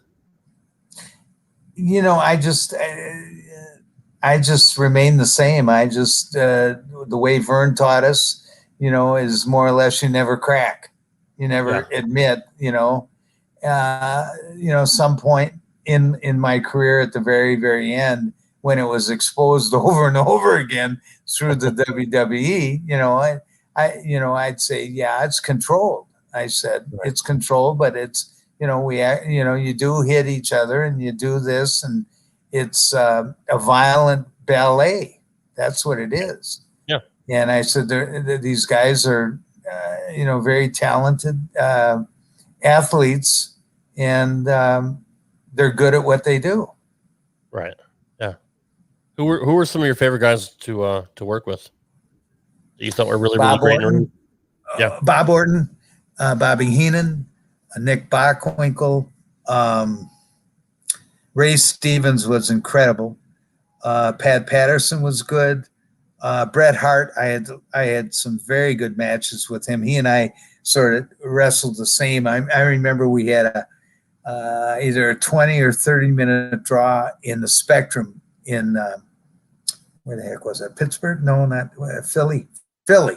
That's where the Spectrum. Yeah, and it was a hell of a match. And we also had a good match at the Garden. And I remember Brian and I actually had a couple real good matches with the Bulldogs and the Mounties. Sometimes it was hard because, we work with Morocco and Bob Orton Jr., and at that time they knew they were going nowhere. So they really didn't want to, they didn't really put out as much as they're capable of. So it was like pulling teeth, trying to have a match with them, and we just say, hey, come on, let's just have a match for God's sakes. Right. And see, that's the difference between the WWE and the AWA or the Mid-Atlantic or Florida. Before the WWE, in the different territories, guys knew their place in that territory, and they knew that everybody there wanted to give their best. They wanted to do the best they could as a heel and the best they could as a babyface, because they would make more money. Right. But at the WWE, there was no leadership, because Vince didn't care. All he cared about was making money. He didn't care about, he just said, well, Pat Patterson was a booker there, and George Scott, who was a horrible booker. Horrible. Yeah. I'll tell you, and I think I mentioned this in my book. Cosroe and I had a little deal with the Mid-Atlantic title. I was heavyweight champion, and then he had beat me with his loaded boot on TV. So a week or two later, I wound up wrestling him on TV, and I put a sleeper on him, put him out, and I grabbed his boot, took it off of him, and I held that boot up, and I made a promo, and I says, I'm going to get my title back, and I'm going to wear this boot. And I said, and if I have to use it, I will. So we have a match at Norfolk Auditorium, and we had two shots that day. It was on a Sunday. We had a shot in Norfolk, and then we had a shot in Charlotte that night. So I get there, and it was a good crowd. And Sandy Scott, who was one of the agents there for George and Jimmy Crockett, he comes up to me and he says, did George tell you the finish? I said, no. I said, what is it? And he says, George wants you to go do a Broadway, which is an hour draw. And I said, what? He says, yeah, an hour draw. He said, it'll fool everybody. I said, fool everybody? I said, you might as well dig a grave right in the middle of the ring and throw me in it, because I'll be dead. I said, if a babyface can't beat a heel with his own gimmick that he uses the folly, how else can I beat him? So we had a match, and Cosroe right off the bat says, Jim, let me lead the match. And I said, okay. So he goofed up 3 spots in a row, and he says, Jim, you lead the match. So we believe it or not, we did an hour draw, and then we did another hour draw that night in Charlotte, and I was beyond upset with George Scott.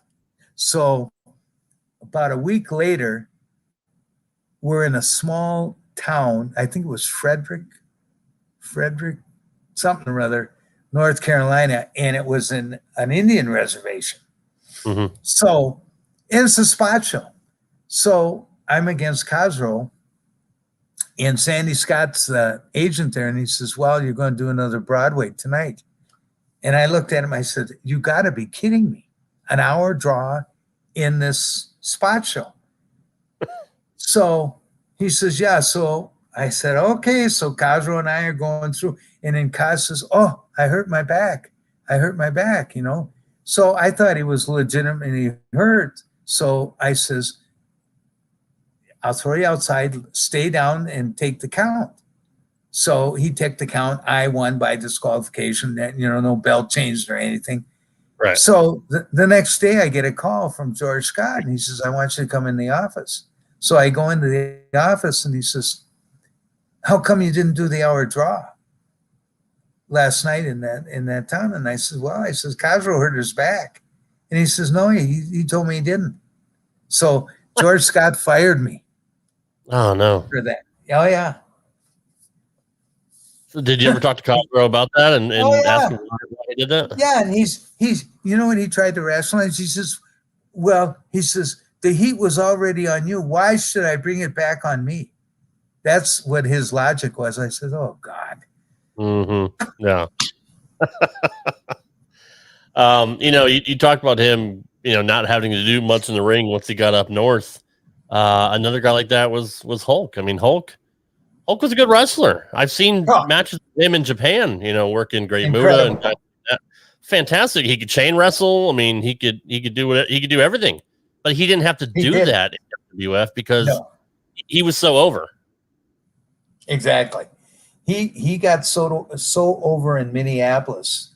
It was a blow to Vern Gagne's ego, because all this time Vern Gagne, the All-American athlete, the wrestling sensation, was a champion off and on for 20 years.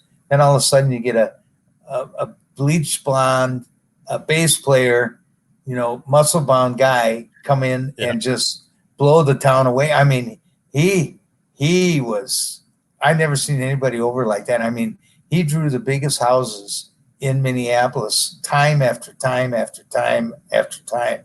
And Vern just wouldn't, you know, give him the belt.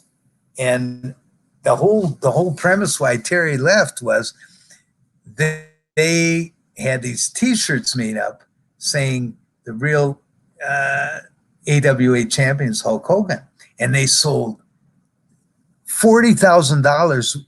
That's what they owed Hulk, and Vern never paid him the money. And Hulk says, "Are you going to pay me the money?" And Vern said no. So Hulk left. He just left, and he went to New York, and that was it. That was it. He never looked back. Yeah, and if Vern would have paid him that money and made him champion, the WWE never would have been what it is today. Can you imagine that? I mean, I know it's Monday morning quarterback, you know, armchair quarterback, but like, that's amazing to think that one little thing changed wrestling history forever. Well, and another thing, Hulk loved Minneapolis because you only had to work 12 times a month. Yeah. And they were all big towns, and you had time off. Right. You know, there's an age-old question about, you know, who really got WWF over. Was it Vince? Was it Hulk? Could you have one without the other? What do you think? Do you think it was a 50-50? No, there's no question. 85% of the success was Hulk Hogan. Yeah. I mean, you know, Vince was a conduit, but he couldn't have done it without Hulk. Hulk was a golden goose. Nobody, I mean, and they I mean, he was, you know, 24 hours a day he was on call. I mean, they flew him around in jet planes left and right and this and that. And they, you know, I mean, I don't know how he did. Well, I know how he did it. He was making all that money. I mean, it's pretty easy to sacrifice your time if you're going to get rewarded for that. And Right. there was nobody like him. Nobody. I mean, he was the greatest, Yeah. and actually for what he did in the ring, it got over so well, and that hulking up and all that. And, it sort of defied what the rest of us were doing, because a lot of us were doing stuff that, was athletic and, was more of a, competitive type deal, where he came in there and all of a sudden, they'd foul him and they beat him up, and all of a sudden he'd hulk up and, and then, boom, boom, boom, and he'd throw him in for the big boot, and then he'd drop the leg, and that was it. Yeah. But that was it. I mean, and then, he could talk. Yep. And he was, Vince McMahon,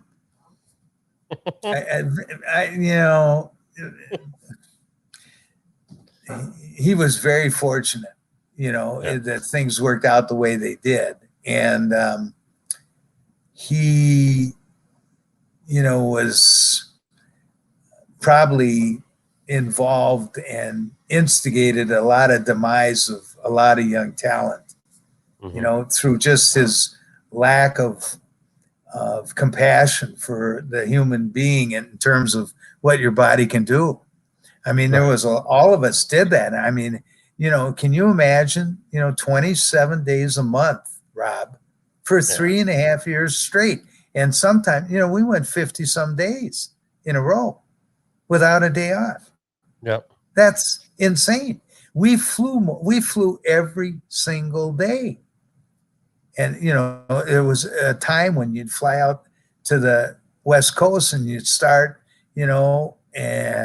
up in Northern California, and it was relief because you drove all the way down into LA, and then you'd take a flight to, Phoenix, and then you'd go home after that. And it was enjoyable. As a matter of fact, Brian and I took our wives in California, and we spent the whole week together and had a great time. Spent time in San Francisco and went to the wine country, and, all as we made a town every night. And that was fine. But there was other cases when it wasn't fine, then we were, just flying every day. And the only thing they paid for was the airfare. You paid for your motel, and you paid for your rent-a-car, and you paid for your booze, and you paid for your food. And I remember having legit expenses, $50,000, $60,000 a year, with all the receipts to show it. Yeah. I mean, now you got guaranteed contracts. They have catering every event. I'm assuming you guys didn't have catering back in the day, right? Just for big shows, once in a while they'll have food if, that we could eat. I remember towards the end of my run, when I was 93 or 94, when they brought me in a couple times, a couple guys got hurt, and I'd come in, and I remember it, TV, they'd always have, food for us. And then, but that just goes with the deal. If you're going to be there all day, how the heck can you go and get something to eat? Right. I mean, if you're going to be at the stadium or at the auditorium, and you're going to do interviews all day and then wrestle that night, I mean, they have to cater the food. Right.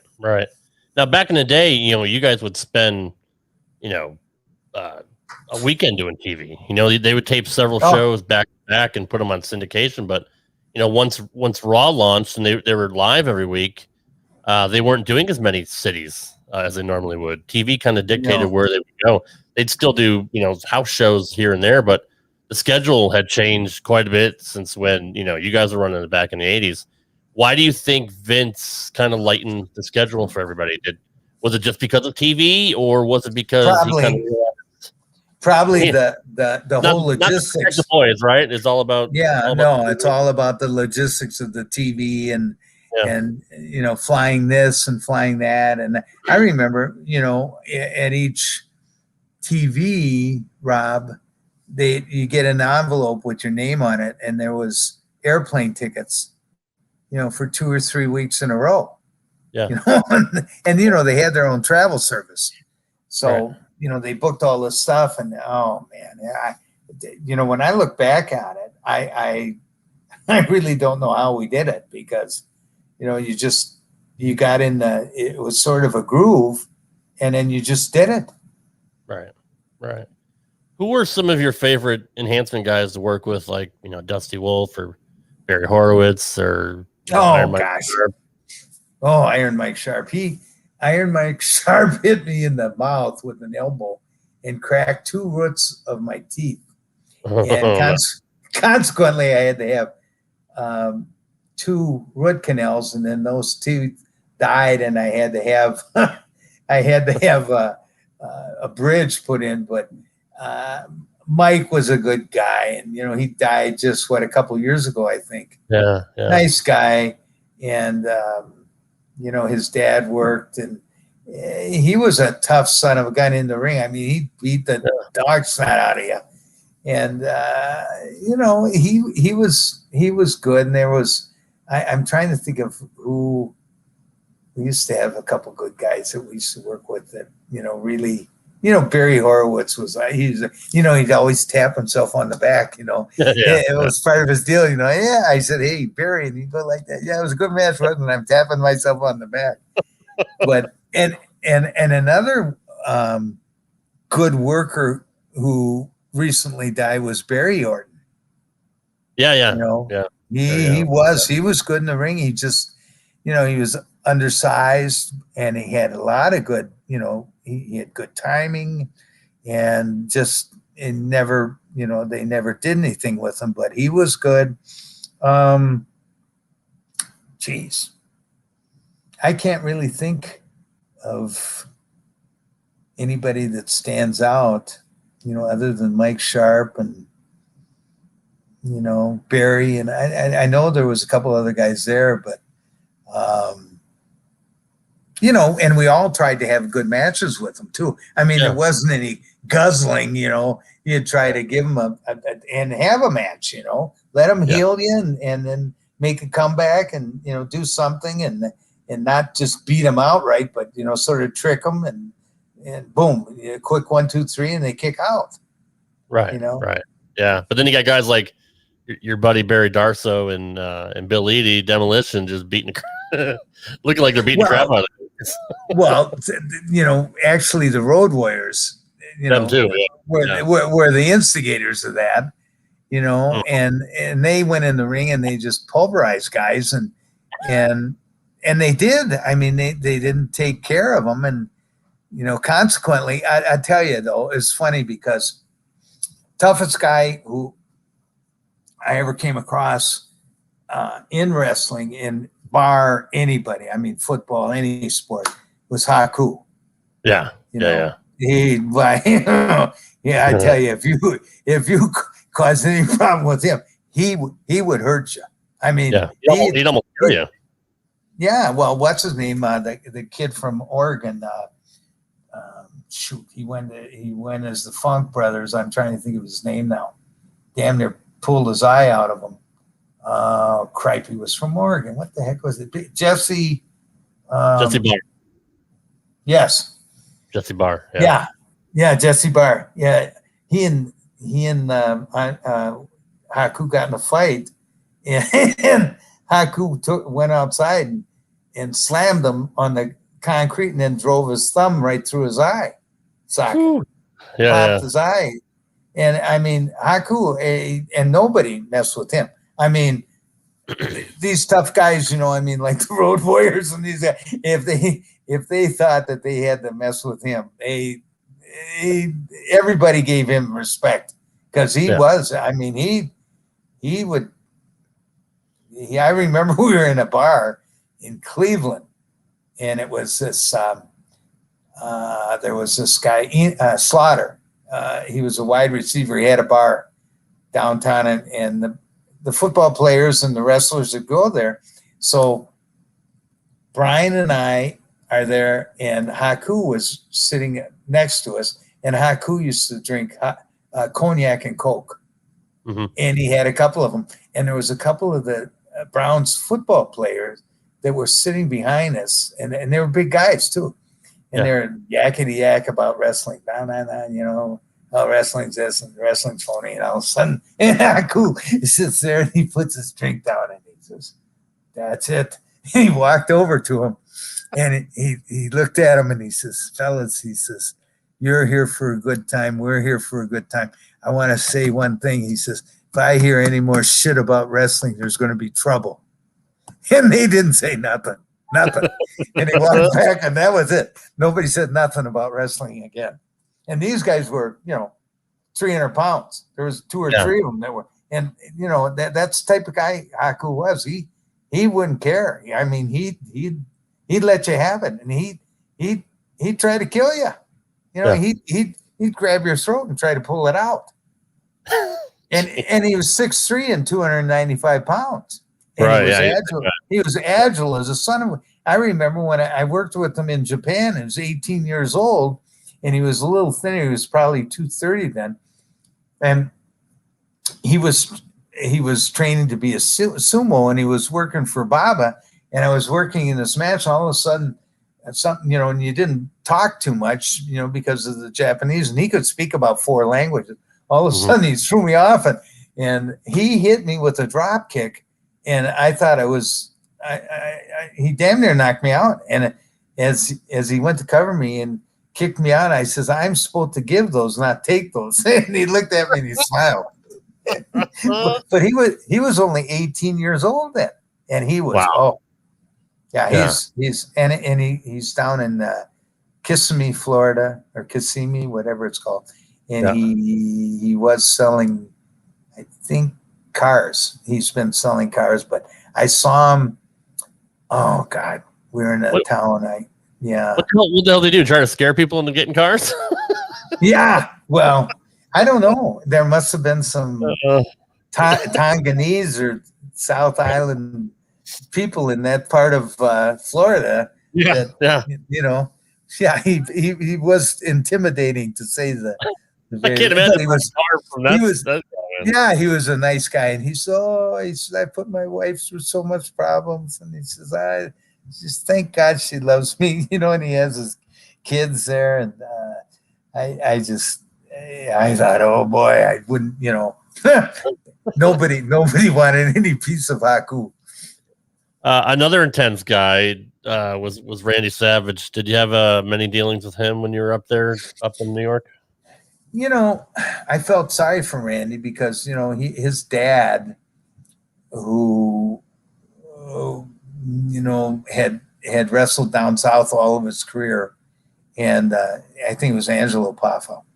And he had sort of instilled in Randy to do this and do that. He never bought anything on a credit card. I always paid cash. Mm-hmm. And he was very intense in the ring. And I wound up working with him on a Raw. And that's when Scary Sherry, this was before, I think, what's her name? Elizabeth was there, but Sherry was his, whatever it was, valet or whatever. But we had a match. And it was, I think it was 90. It had to be 93 or 94. And Randy said to me, he says, "Jim, we're going to have a good match." And I said, "Well, good." I said, I took the big splash off the top rope. But so in the very beginning, I got an arm drag on him and boom, boom, boom. And he throws me off and boom. And I drop down and I hit him with the drop kick. And boy, I hit him right in the mouth. And he gets up and his blood's coming out of his mouth. I hit him right in the lips. And I thought, oh boy, here we go. But he handled it very professionally. And we had a hell of a match. And honest to God, this is the truth, Rob. When we, and this was on TV, when we walked out of that match and he was waiting for me, he went out first and I, came out, he shook my hand and Vince McMahon came up to us and I don't know if he was blowing smoke or what, but he says, "Fellas," he says, "that was the best TV match I've seen in years." Wow. That's what he said. And Yeah. I don't know if he would, was just blowing smoke or what, but it was a good match. And you can actually watch that. You can see that match, Jim Brunzell and Randy Savage, on whatever. It's available on YouTube. But Randy was so good. He had a good match, and didn't try to guzzle me or nothing like that. And, he was the type of guy that was, like I said, taught at a young age by his dad never to trust anybody. Right. And that's the way he was. And he was frugal as hell. Everything. He bought a condo down in Florida, paid cash. He bought 2 Cadillacs, paid cash. Everything he paid cash for. Nobody did that. Yeah. Yeah. Yeah. So, I'm definitely going to check that match out for sure. I felt bad for him, because, and then, I felt bad because he just, I think he wanted to have kids, and I think he wanted to have a normal life, but it just, it never worked out for him. Mm-hmm. Yeah. It's unfortunate. And you want to talk about a guy that's a natural athlete and smooth in the ring too. Randy was so good. His timing was great. And, he was very, very light on his feet. I thought he was great.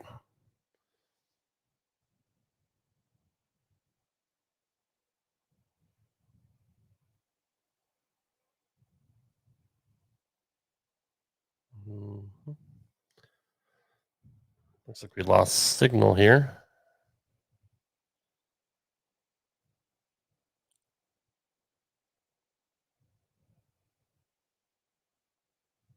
Can you hear me, Jim?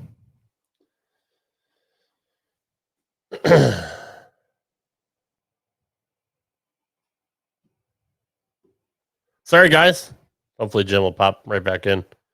Hell of an interview, by the way.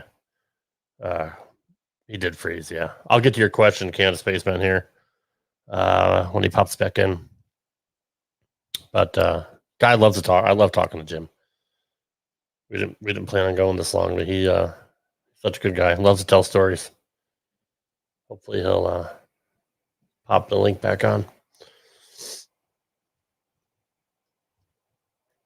Gotta love technology, right? I know it happens to Ben all the time. I wonder if Jim has Spectrum.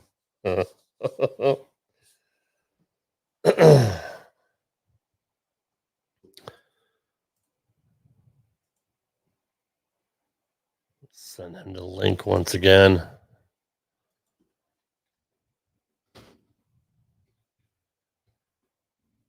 I don't know if his computer stopped or what happened. Coming up next week, I believe we're going to have, I'm trying to get JB Javed on here. He was supposed to be here Wednesday to talk about our favorite TV shows and sitcoms from the 80s and 90s. So hopefully I can get him on Friday, tomorrow night. But next Wednesday, I plan on having Colin Weissong on here. And then I have a local indie promoter from the Northeast, Joe Davis, coming on to talk about Bret Hart. So I love the fact that we expanded this rewind format to include not just wrestling, but TV and movies and music and all that. It's really become fun. Like I love wrestling, but the current product sucks so much. It almost just sucks the life out of you. I kind of want to get away from wrestling for a while, but I love talking to guys like Jim. He is a super nice guy, Spaceman. Very, very nice.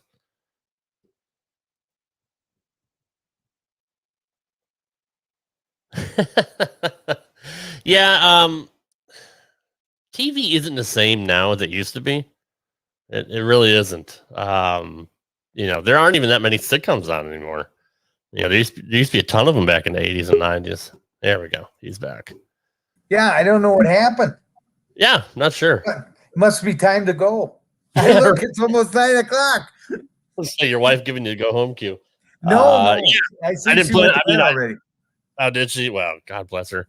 I was going to ask you, and we'll wrap it up here in a second. I could talk to you all night. I love hearing your stories. we'll probably we'll have to do more of this again, but it's always good to have a great woman behind you. Yes. And a lot of guys that you worked with were married, and obviously had extracurricular activities. I won't single anybody out, but there was some playboys, on tour, and ended up getting divorced. And obviously Rick, had several divorces, and, Jake, divorced his wife and all that. But you have had the same wife for, what'd you say, 30 some years, 40 years? 46. What's the secret behind keeping your marriage, together when you're on the road? Well, I think you just have to realize your priorities. I mean, I think you have a foundation, between your wife, and you realize that, and wrestling is like any other part of society. I mean, there's temptations everywhere, whether it be drugs or booze or women or whatever. Wrestling is part of the society, and we're prone to everything that everybody else is, and it takes a strong union and a relationship between a man and a wife, and I so many times I saw on the road that I think a lot of it was maybe frustration, but then again a lot of it was the opportunity was there. I mean, there, you're on TV, and people put you on a pedestal, and I mean, that happens, and that, like I say, that happens in other forms of entertainment, and wrestling's no different. So it just it's just like you have to realize what's important to you, and then you just live by that standard. Yeah. Well, God bless her for. I've been very. Oh, I'm so fortunate. I'm so fortunate. I mean, I think, matter of fact, I in my book, I dedicate that book to Mary, because, without her, I mean, she raised those kids. I have, my daughter has got 2 master's degrees, got a wonderful, great job, two young grandsons. One's an exceptional soccer player who's been invited to play as a sophomore in Greece next month for cool. a U.S. select team. And then my son he's been in the film business. He is a film director of film festivals, and he just took a job with University of Mississippi, and he's going to be living in Oxford, Mississippi. And being a Minnesota kid, I told him, I said, you better change those license plate, But he was down in Mississippi, and he's going to be running their festival down there, and he loves that, and we were so fortunate, that all of us have been in pretty good health. Yeah. And that's it really in a nutshell, Rob. If you have your health, you've got a lot of wealth, because there's so many people and as you get, I'm going to be 72 in August, and when I just had lunch with I told him, my teammate, and we had 17 to 20 guys from our football team that are dead. And, Man. I mean, and even though it's been 50 years, but, and all of a sudden, we're on the back 9 playing, in our lives. So you have to realize that, and every day's a gift, and you just try to, make the best of it, and thank the Lord above that you can get up every day and have your faculties. Yeah, and it's great that you still have your wits about you, and you're able to remember all these stories and stuff like that. And Brian is too. I love hearing stories from him. But you guys are still in tremendous shape. I know Brian works out every day, and you do not look 72 years old, and it looks like you still stay in pretty good shape. Do you work out? I still work out, but I've had I've had 6 surgeries on my knees. I've had my Your both shoulder knees replaced, my hip and one shoulder, and then the other shoulder, this fall has to be replaced. So, you know, I do what I can, you know, as far as working out. And basically, you know, I when I go, you know, I can't lift nearly the weights that I used to, but what I do is I make it a cardio deal. I go and then I'll do, you know, maybe 6 sets of seated bench presses, and I'll do lightweight, you know, 80 pounds, 100 pounds, but I'll do it without stop. You know, I'll rest maybe 10 seconds, do another set. Then I'll go from there. So I get done with, I'll do my chest, shoulders, and triceps, and I'll be done in 20 minutes. And I get a good workout. I got a good pump. I still take my supplements. I take, matter of fact, you know what my doctor told me, Rob, and this is the truth. He told me I have the most expensive urine in Vadnais Heights, Minnesota, because of all the supplements that I take. That's what he told me. But I, you know, we have shot glasses. Marion has 6 shot glasses, and I have mine. And there's 20 to 25, you know, capsules in there, and they do the whole limit. I'm doing stuff for, you know, fighting off Alzheimer's, and I'm doing stuff for joints, and you know. But you have to do that. I've been doing it for, you know, 30 years. So. Yeah, well, that's good. That's the way it is. Yeah, I'm glad you're smart about that, because you know I saw pictures of Kenny Patera recently, and you wouldn't even recognize him. I mean, he used to be a world class power lifter, and now, you know, I mean, I know everybody gets old, but I didn't even have a clue, you know, who it was. You know, big, you know, brave, and you know, looks like he, you know, put on some weight, but yeah, he went up to 340 pounds. Yeah, you know, and you know, he's had both hips and knees. No, right, yeah, and you know, he likes his light beer. He starts at 10 in the morning. Yeah, and he's a character. I'll never forget.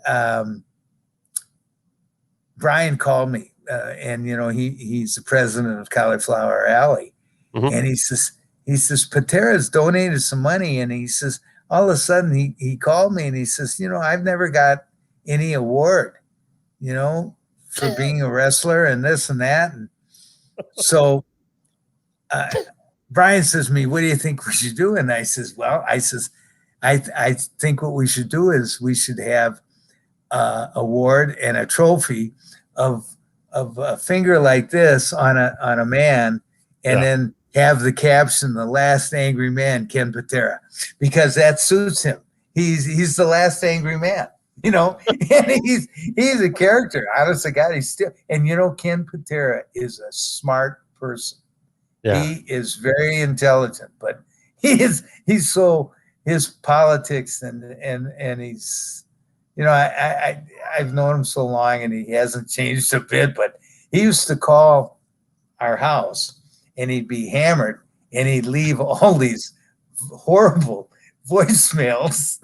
You know, F this and F that and that MF, and you know, and he was, and then so Mary says to me, please tell Ken not to leave any more voicemails, because you know, this is when you had that deal and you press it and it had all the voicemails for the day. Yeah. So I told him, I says, Ken, I says, for God's sakes, don't leave any more voicemails, because you know, you're swearing and this and that, and Mary gets them. So then about a week later, he gets drunk. He calls up, leaves a voicemail for Mary, and he says, Mary, he says, I'm sorry that I said all that effing words and G did this and Z did that, and then he hung up, you know. But I see him once in a while, and he told me he was 340, and then he lost 50 some pounds, so he was 260 or something. But you know, he's not got much going. You know, his kids, he's got 2 daughters, and he's tried to help them out, and consequently, you know, he worked up until a couple of years ago, and he was making like 70 grand a year selling these cutters that cut commercial rock. There's these great big grates. So he lost that, and he just told me. I saw him a couple months ago. I stopped in to see him, and he told me, he says, Jimmy, I'm broke. He says, I'm living off Social Security, and he says, my kids, I've tried to help them out, and I bought them a farm, and I've done this, and so what are you going to do? Yeah, it's unfortunate. I mean, that's why I love things like the Cauliflower Alley Club that do try to help some of the guys that are down on their luck or sick or whatever. Or, help people's family. Somebody passes. I mean, they do a great job helping the boys out. Did you hear about his experience at Cauliflower Alley? No. When they gave him the award?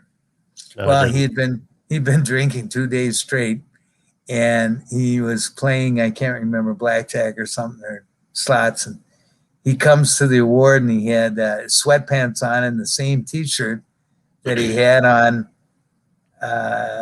2 days earlier when he got there, and he's playing.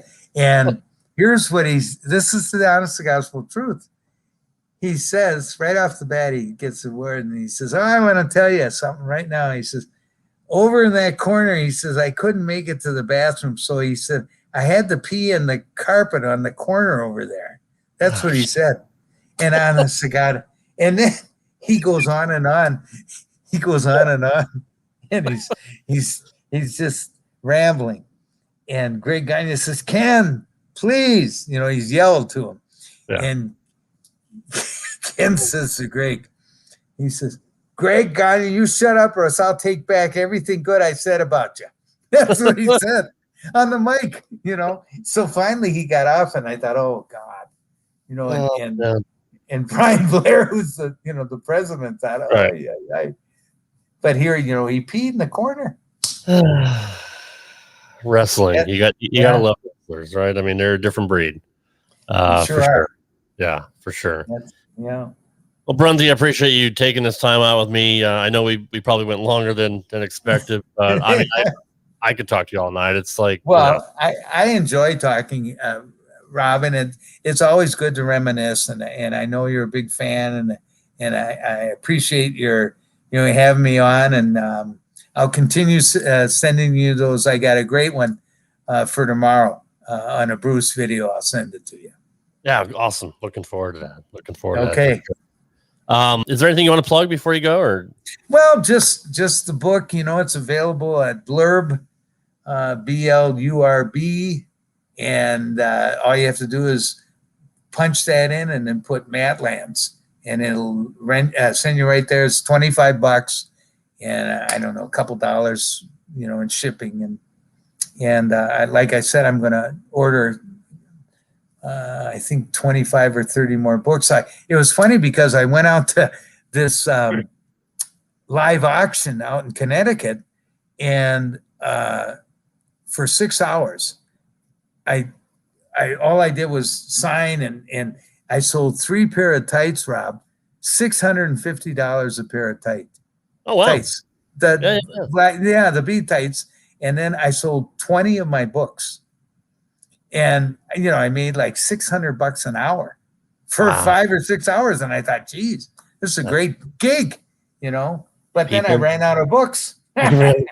I mean, people still love you. I mean, people remember the good old days, the golden era. Yeah. Well, I appreciate that, and I was, like I say, I was very fortunate. I mean, I took care of myself when I was in the business. It was important to me to, be in the best shape I could. I used drugs. Everybody did. I used steroids. I used, painkillers and stimulants and like everybody, because that was the culture. And, sometimes you just had to do it just to get by. But thank God I never got hooked on any of it. And, it hasn't had any lasting effect on me other than the 5,000 matches that I had in the 27 years. I'm sure I'm going to wind up with a little bit of CTE or, Alzheimer's, eventually, but hopefully not. Hopefully not. Yeah. So, but other than all the surgeries, I mean, how do you feel when you wake up? I mean, I feel pretty good. It's just I've gotten into wine. I like wine, and I probably drink a little too much wine than I should.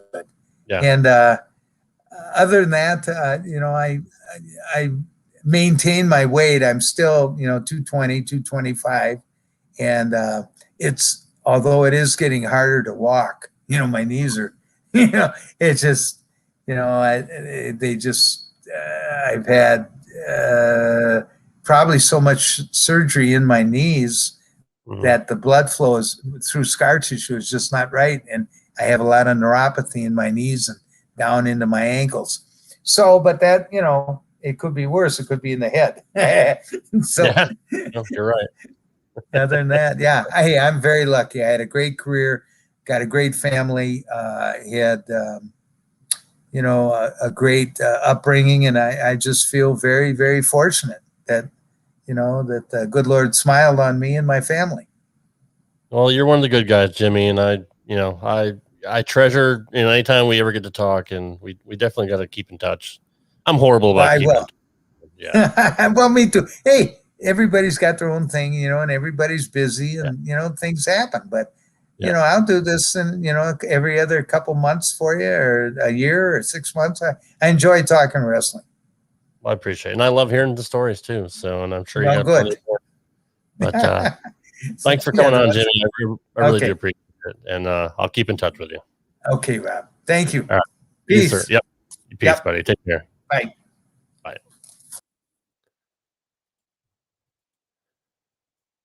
Well, there you go. Jumpin' Jim Brunzell. Fantastic guy. Spaceman, I'm so sorry I forgot your question to ask him. I'll definitely ask him. I'll email him or text him and ask him, and I'll report back to you. But such a great guy. He really is. I could talk to him all night long. It's like he's one of those guys. It's like I've known him for years, and I've only known him for, about a year since the last time he was on my show. But like I said, he emails me every week, sending me a, positive note or a link to a Bruce Springsteen song.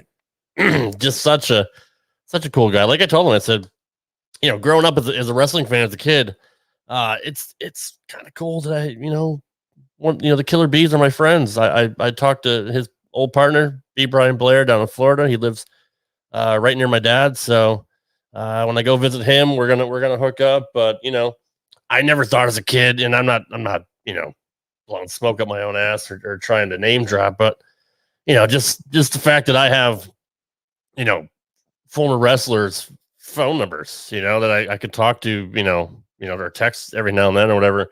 It's just a cool thing. That's what I really love about technology, especially with video calls and texting and all that. It's a cool deal. And I don't take any of it for granted. I'm still, even though I don't watch wrestling anymore, I usually go on the network and watch the older stuff because it reminds me of, when times are good, when I was a kid. But growing up a fan for 30 plus years, and to be able to talk to some of my heroes that I grew up watching on TV, it's pretty remarkable. I will never ever take that for granted, especially talking to the great guys we have here, with Ben Amin and Big Ray. I want to do some stuff with the Man Beast, Dr. Ted. I Rip Rogers, I'd love to have a conversation with him.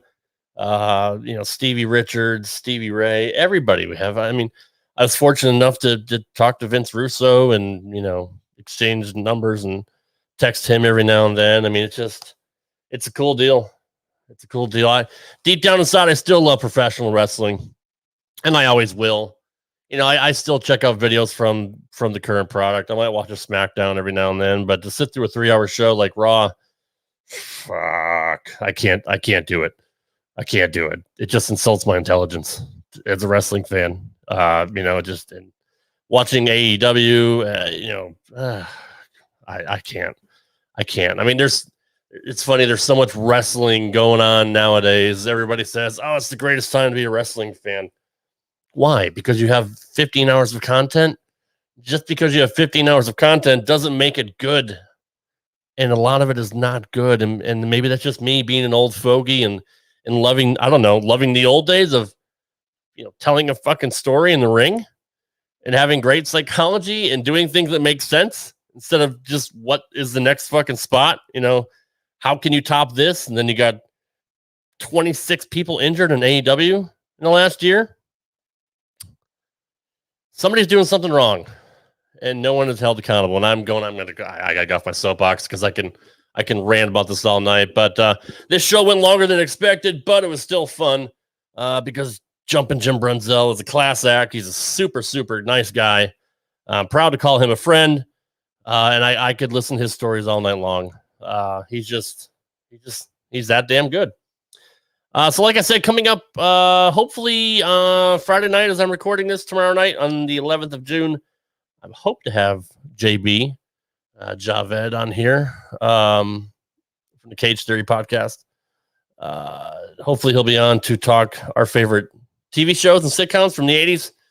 And then I do believe I have Colin Weissong coming on next Wednesday. And then next Thursday, I'll have indie promoter from the Northeast, Joe Davis, hashtag Team JD. He wants to talk Bret Hart. So we'll have good conversations next week. And as we do every other week, right here in the Rad Rob Radio Network and HMG. Looking forward to getting on Realm here, hopefully in the next couple of weeks, transitioning over there so we can get all of our shows back out, on the platforms, because Podbean, fucked us over, but that's another story for another day. But I'm looking forward to working with Vince Russo's team as he takes over Realm, and lots of big things are coming up here. So, guys, you can check me out on Twitter at Rad Rob Gaming. I'm also a Twitch gaming streamer. I stream Super Mario Maker 2 mostly. That's every Tuesday night and Saturday night, 6 p.m. Central, 7 Eastern, 5 Pacific, twitch.tv/Rad Rob Gaming. I also have a YouTube gaming channel called Rad Rob Gaming. I have several thousand videos for you, for you to watch on there. But in any event, I'll be back here for another edition of RTW Rewind next week. And if you want to check out my other podcast, RTW Main Event, that is my comedy / variety show with the Ocho, where we barely talk wrestling. It's a fun hour and a half, maybe 2 hours every now and then. Or just me and Ocho just ad-libbing and improving and just cutting it up. I mean, we don't plan shit pretty much. We have a bullshit session, and then the first segment or second segment, we'll have a funny top 5 segment where we have a champion and all that, and we have bridging storyline. I book it like a wrestling show. So anyway, it's a fun listen. RTW Main Event. That's anywhere podcasts are found. That drops every Thursday. And then the audio version of Rewind drops every Sunday on my own network, the Rad Rob Radio Network, and HMG affiliate feed. Lots of stuff for you to listen. Go check out my catalog. Lots of great interviews like this one with Jimmy Brunzell. I've had B. Brian Blair on twice. Dr. Tom, Vince Russo, Sean Mooney, PCO, tons of guys. Jimmy Corderas events several times. So good stuff from my archives if you want to check that out. That's anywhere podcasts are found. Just search RTW or RTW Main Event or RTW Rewind, and that'll come up for your listening pleasure. I'm done rambling. I'm about to go put the kid to bed and put myself to bed because it's 9:30 and I'm old. So thanks you guys for watching here on HMG, and for everybody listening on the audio feed. I appreciate all your support. I really, really do. I don't take any of this for granted. If 2 people listen to my show, that's 2 people more than listened last week. No, just kidding. I appreciate it, guys. We'll see you next time. Have a good night. Take care. Peace.